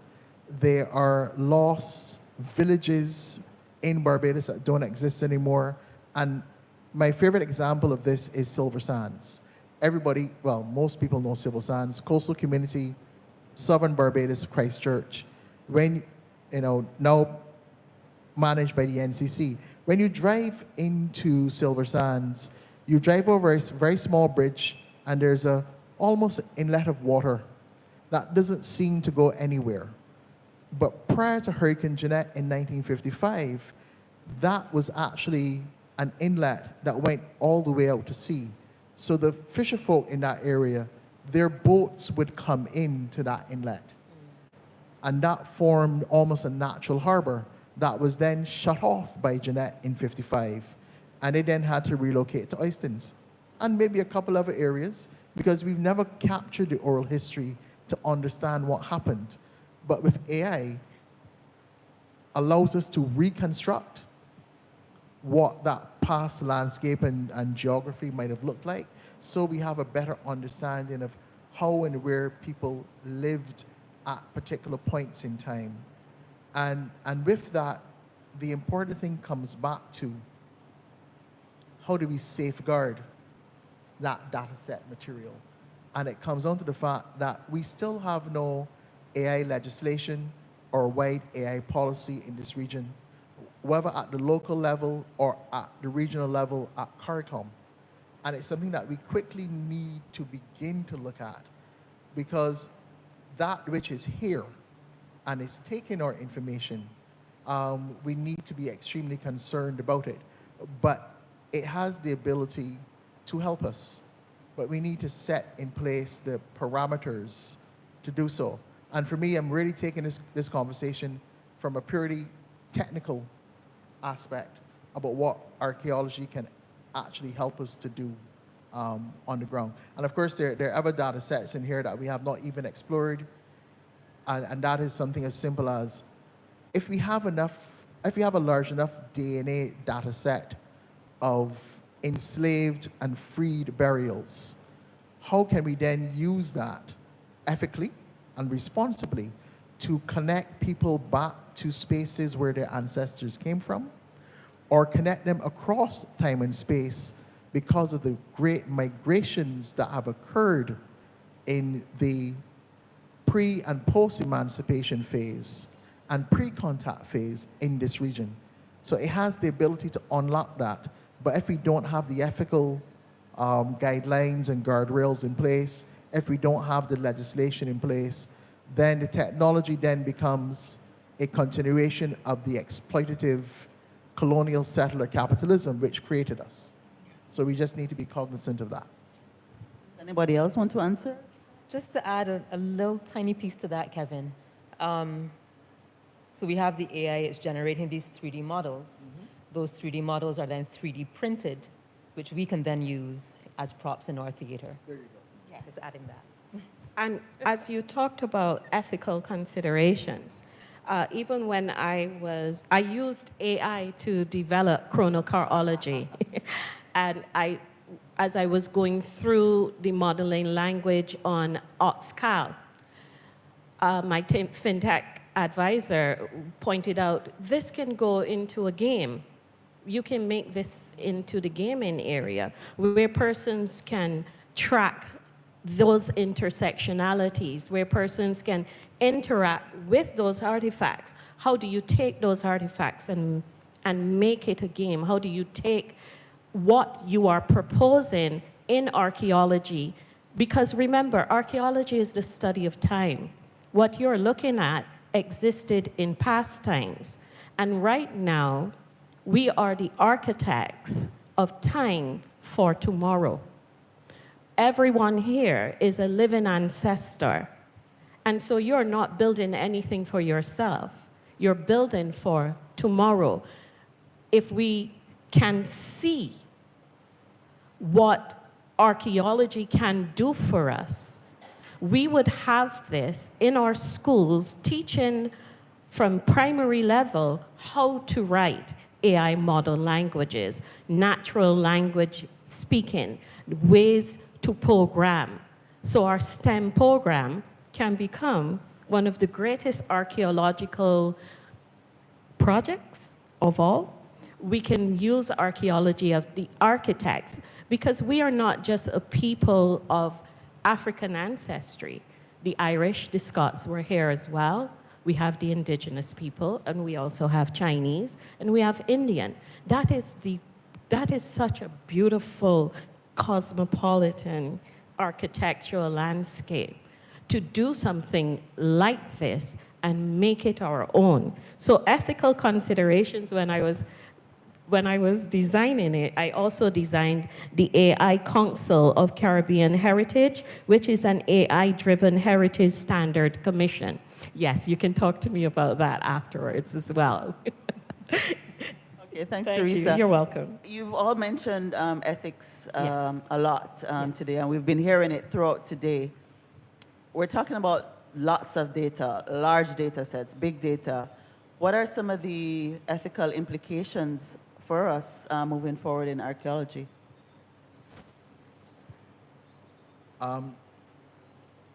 Do no harm. No, I'm sorry. That's the first thing that comes to mind. Do no harm. The information and the access to information is about the generation of knowledge for the common good. I know it might sound a little esoteric, but that is where we're beginning. How do we then fill in the guidelines that ensures the large DNA data sets are not sold off to a particular company to do X with, or conversely, because you've got a large DNA data set of flora, then who's going to benefit from that? How do we work into there at the time where it will be commodified? And yes, it will get commodified. How do the people whose intangible knowledge of the medicinal plants that allowed you to be able to understand how they were used after you've scientifically identified them within the archaeological record, how do they benefit from that? So the ethics has to be ensuring that we in fact do no harm at the most basic level of speaking on that. And then to use the intangible wording, safeguarding, how, the when, and the how it's used, and then who benefits. So it almost reminds me that very early on, as we begin this discussion of AI, and I'm not going to forget it, Chronocarology. Chronocarology is how do we, in teaching people the new language, also build in the guardrails around ethics and law as well, because it needs to come as a full suite, so that we are advancing and providing access, and not in the long run simply providing access for commodification where certain people are left out. And in fact, this is the people that you get the initial information from, whether they are indigenous, this might be the wrong word, or endemic persons within our landscape. And I think that becomes critical. And it can't be down to lawyers to write ethics. This is a humanistic endeavor. And not that I'm saying anything about lawyers, because I also want to know that I need to put the A in STEM. For STEM to be humanistic, there must be STEAM. And STEAM generates power and moves things. STEMs are wonderful for planting and eating. And I leave that there. Horrible analogy and a really bad pun. I apologize for that. Okay. But in light of what we were talking about. But I think the question of who benefits is very critical, and it comes back down as well to what I think Luke was mentioning in the previous panel. When the AI is predominantly global north. So if I'm going to go to AI to get some kind of information about an archaeological period, for instance, I have to be aware of the agenda of where is this AI coming from? And one of the very unapologetic positionings of the work that I do is that I'm trying to give voice to groups of people who have had no voice. My research tends to focus right now on the transatlantic slave trade, but certainly it is not restricted to that. You know, there are several groups of people living today, and we spoke about the LGBTQIA community just now. How do we give voice to groups of people who have not had that voice before? Of course, with archaeology, there is that added layer of they cannot literally speak for themselves in a tangible way. For those of us who have some kind of spiritual belief, you know, there are ways around that, I suppose. But for me, it is that who benefits question comes into play because it is also who am I representing and who am I representing through the work that I'm doing when I am trying to say this is the meaning that I'm garnering from an archaeological excavation. A very important point. And when you talk about the voiceless, it made me reflect a bit on, for example, how the indigenous peoples in the Caribbean were written about, and the fact that this is information that would be pulled together, for example, by AI, where they were referred to as cannibals or in any other ways, and the fact that this creates this bias about them in the information that's coming up, which is something that we're trying to dispel with archaeology by giving them this voice. So archaeology does add to the humanistic part and giving this voice to the voiceless. Teresa, did you want to also add something? Well, ethical considerations have to be the first discussion, of course. And we have to include the voice of the indigenous populations who are still very present within the Caribbean. Even in Barbados, we still have our WAC representation. We have our WAC people who are still with us. So we must include those who are indigenous. Most of the time, when we talk about ethical considerations, we do look at just legislation. But further ethical considerations must be also given for model languaging, especially with AI. As a Caribbean, we have multiple languages, but we also have multiple ways of saying similar things. The Bajan dialect, which I'm not fully using right now, is indigenous to us, but so is Jamaican Patois, so is Haitian Creole. And how do you build AI model languaging to encapsulate the differences, but yet the similarities? Thank you very much. I have one final question I want you to all to reflect on. Please, you don't have to spend too long on it. But we live in societies that are resource poor, and we know how much is allocated to heritage preservation, archaeological research in the Caribbean, the fact that we virtually have no legislation to protect our archaeological heritage. How can AI help us? Do we need to put AI or refer to AI in any legislation that we're updating heritage-wise? And do we, is there a way AI can help us to better safeguard our archaeological sites in a low-cost way, considering our limited resources? That's a lot, I'm sorry, but... Yeah, because that's at least 3 different questions in 1 minute. All right. AI as the tool utilized to provide what is the model language and the model legislation, first and foremost, from which you will then add the specific geographical wishes of a sovereign nation within that to help you along in producing said legislation. That's 1.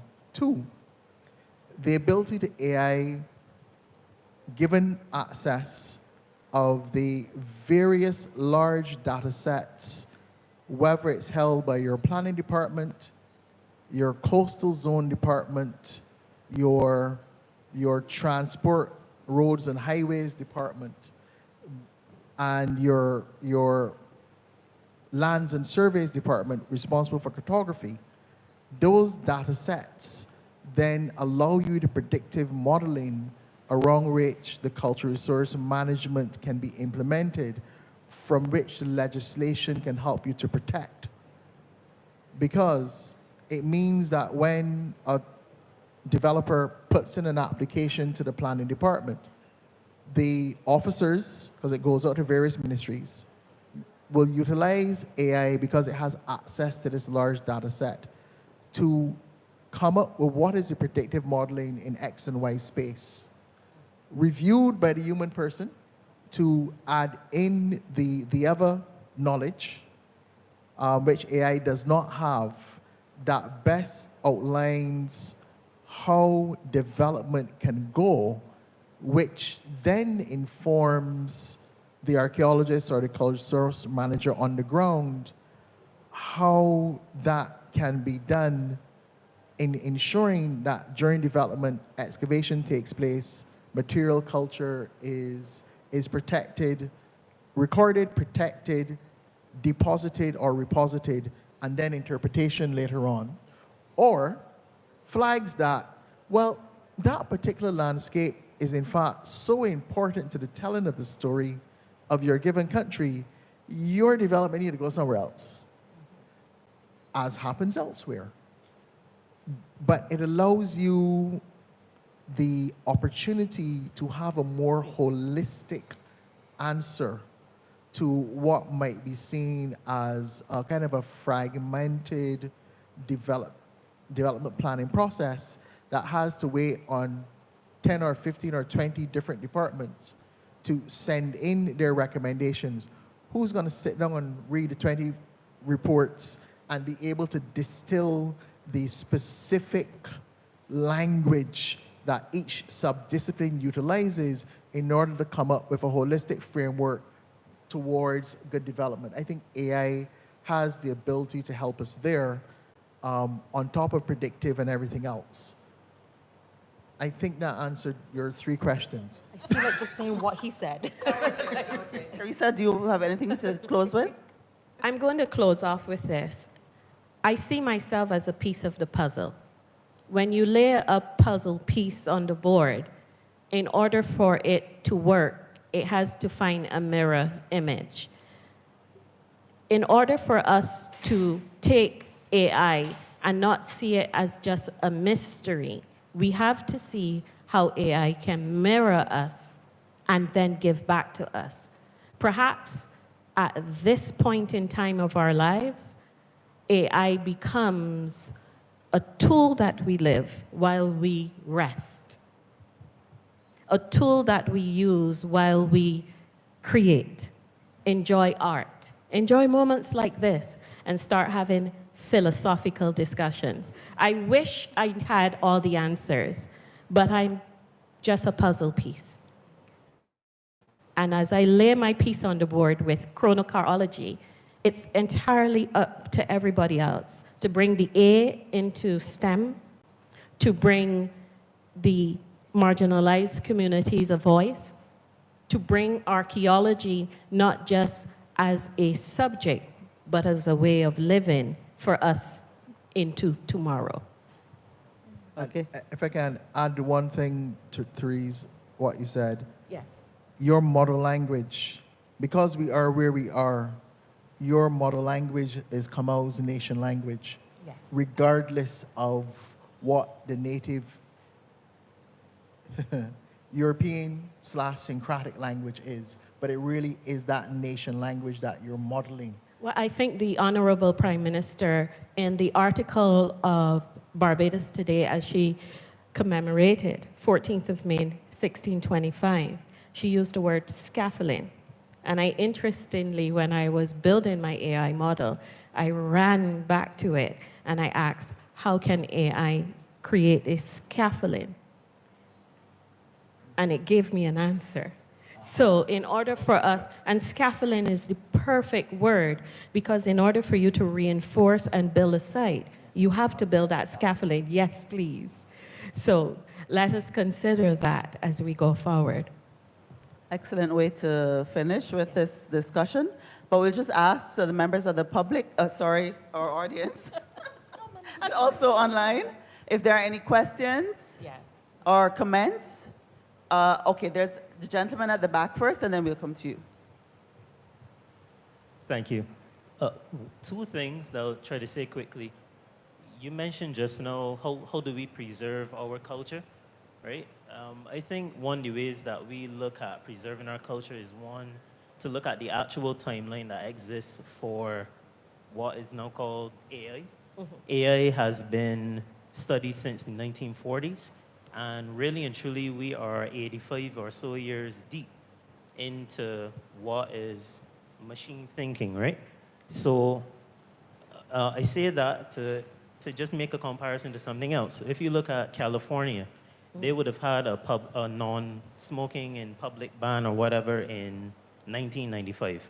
Barbados adopted theirs October 1st, 2010, if I'm correct. So when you look at how long it takes for a people to learn a behavior, to accept something, you have to take that into account. And then secondly, you have to look at availability and access. So availability means it's there.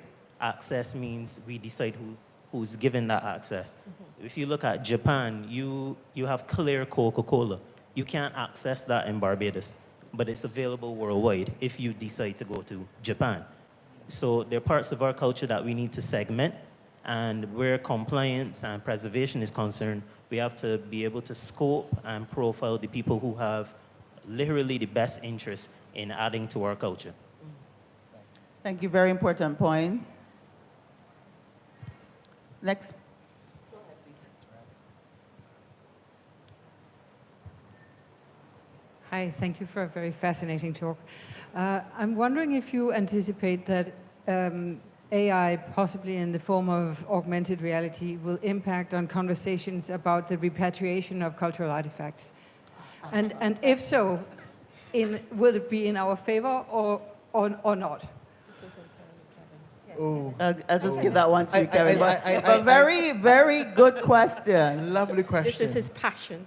I will argue that repatriation of the object remains the bar by which we should always seek to achieve and attain. Because at the end of the day, authenticity is paramount. I can have wonderful augmentation of the object. I can walk about, fly about within the object. But to see it and to touch it where permissible, nothing beats that. And to have it return to the space in which it was born and the space in which it functions is paramount. So therefore, I'm going to have to call out the British Museum. I should go to the British Museum and see the replica, but I want to see the original, I go back to Greece. Or in the Caribbean context, I come back to Jamaica and Barbados. And I say that deliberately. The core collection of what starts the British Museum is the collection of Sir Hans Sloane. Sir Hans Sloane's collection started and grows out of his collection of indigenous artifacts and botanicals in the Caribbean. Full stop.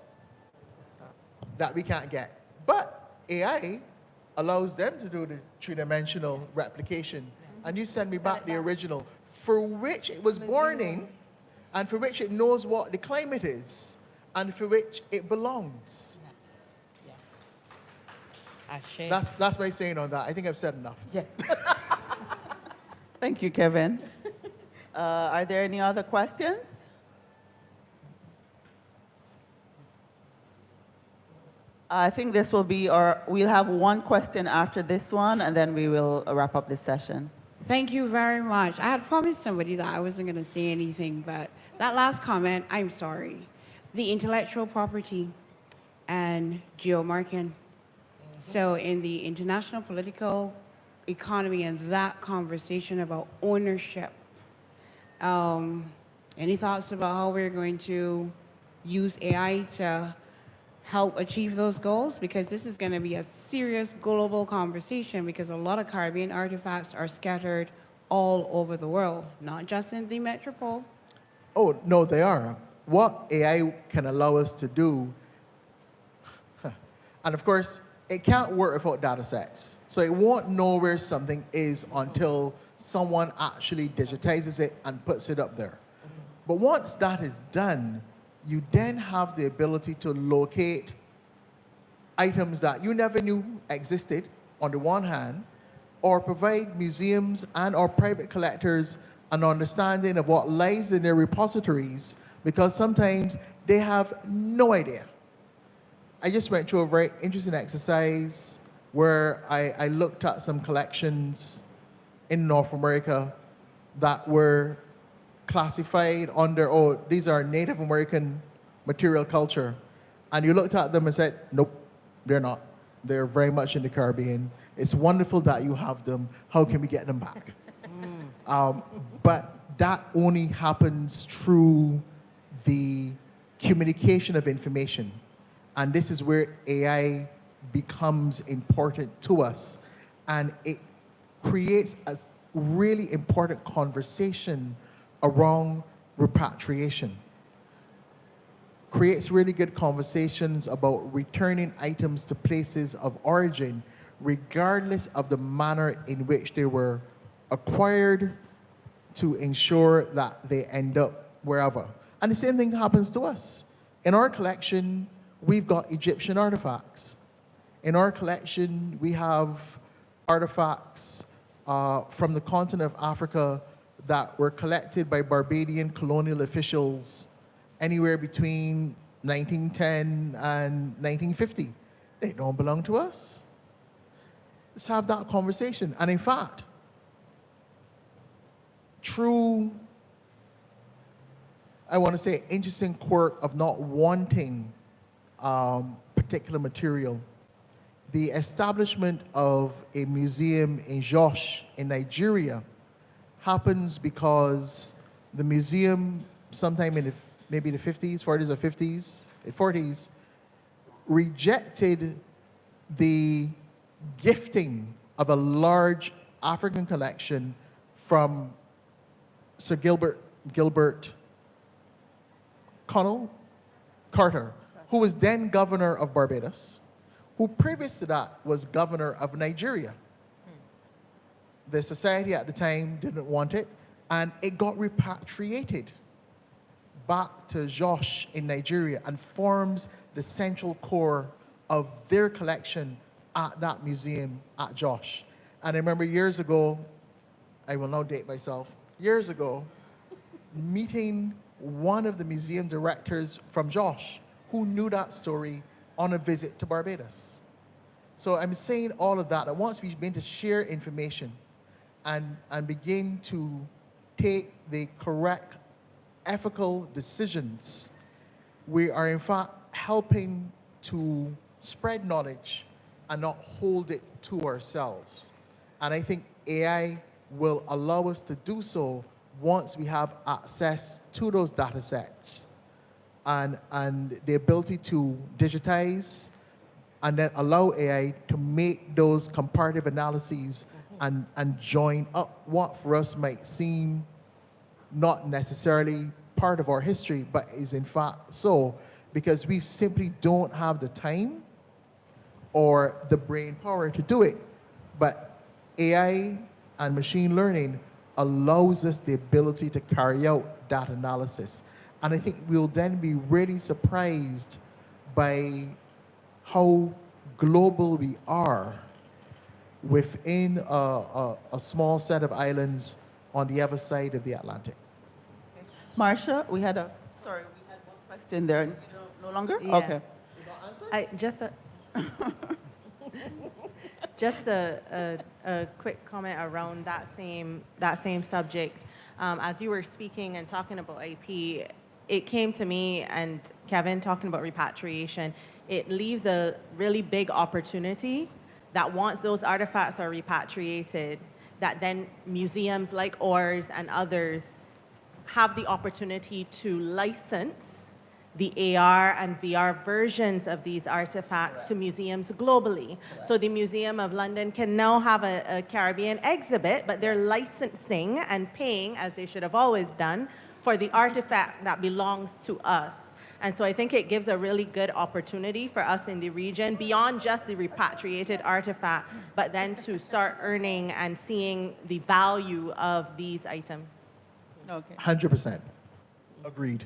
All right, and then our final question, Ms. Doughton. Okay, so I observed that there is a problem with the teaching of history in the Caribbean and Barbados specifically. So if that's the case, then the same for archaeology. What do we use? Because AI will be the language, technology, and part of the thought process of the generation now. How do we use AI to bridge the gap between the absence of history and archaeology in the academic roster for people who are under tertiary level education? How do we use AI to bridge that gap, that information gap? What a crazy question to end with. But no, but it's a wonderful question, and someone over here has the answer. And it's within the subset of what she's proposing around gaming. Okay? The mere fact that you can take this information, create this new category using nation language, and then creating gaming allows that to happen. But and realize that once we're getting into the nation language, we're actually getting into decolonializing how we're accessing information. But I will allow the person who wants to have the game to talk about the game. I simply set the crease. You know, we're off the shine, off the open ball, and batting is all yours. I'll hit it for 6. There you go. Okay, let's make this fast. The idea behind chronocarology is for us to take our story and make it history and archaeology. There is no divorcing of the two. The idea that we don't teach history right now is one of the greatest voids that has to be quickly closed, because history is not just those who came in 1625. History is the fact that Barbados was the place of the grapefruit, has the smallest snake. History is this. The intersection of all of us today is history. Imagine 50 years from now, chronocarology is taught in universities throughout the world, and we miss the opportunity to teach it here in Barbados as a footprint in time. Bringing it to the gaming sector allows quickly for the youth to connect history, archaeology, and themselves. Because like I said before, we are the living ancestors. They will be studying us. So let's get history back into the schools quickly. Give me a teaching degree if you don't have any teachers, and let's get this done fast. Yes? Thank you. Thank you to my panelists today. You were all well engaged, very interesting discussion also with the audience. And so we just thank you. I don't think I need to summarize anything. I think we're there, okay? So thank you for a very engaging discussion. Thank you. Thank you. Thank you very much.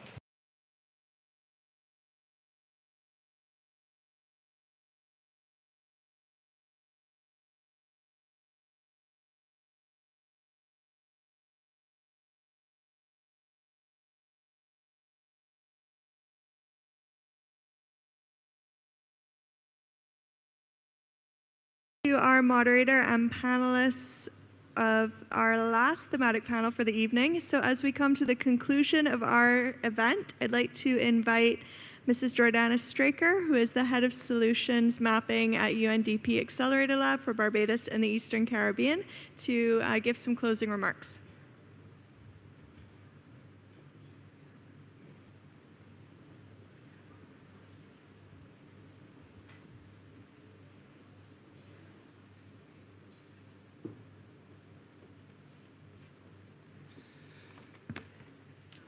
Good evening, everyone. It's really been an honor and a pleasure for me to see this event come together with the help of so many persons and a dedicated organizing team.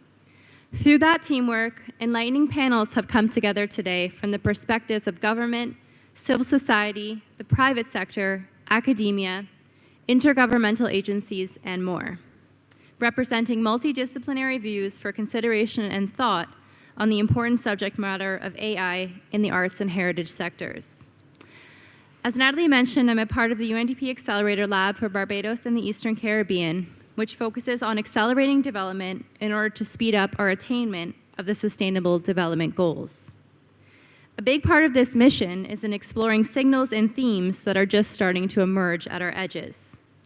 Today, we had the opportunity to do so by investigating how technology and art are intersecting with emphasis on human rights, ethics, and social justice. I hope that through the impressive dialogue shared today on stage, that we have delivered on our goal of doing things differently in development by generating fresh questions, views, and insights about AI in the orange economy. As we were designing this event, we considered the many ways in which frontier technologies are impacting the cultural sector, with new digital and AI-driven tools impacting copyright law, the production of film and TV, the way that heritage is archived, and on a global scale, how this region is represented to the world. Through respectful dialogue, we wanted to show that there are both challenges and opportunities when it comes to AI, and that we as a society have the agency and the power to shape how it is ultimately applied for good. To this end, I would like to sincerely thank our esteemed panelists and moderators who provided many insights on this subject, which is one of the most pressing topics of our time. In particular, we would like to extend our heartfelt thanks to Senator John King, the Honorable Senator Dr. Chantal Monroe-Knight, and Dr. Ramona Archer Bradshaw for the AI and Policy panel, which provided a look at how AI is shaping cultural programs and government in general. On behalf of UNDP Barbados and the Eastern Caribbean, I would also like to thank the many parties that have contributed to the execution of this event with their time, thoughts, energy, and resources. A huge thank you must be given to the Barbados Museum and Historical Society's team for their willingness to support and host everyone at this amazing space, as well as to the International Council of Museums, which co-supported this event. I would also like to thank my own team at UNDP Barbados and the Eastern Caribbean, with emphasis on our resident representative, Ms. Limia El-Tayeb, for the constant support of our Accelerator Lab and our exploration of the creative sector. With that said, I invite everyone to spend some time networking and getting to know the dynamic group of panelists and guests that we have here today, although of course many have left, but that's okay, and enjoy some mixing and mingling as we close. So thank you to everyone, and please enjoy the rest of this gathering.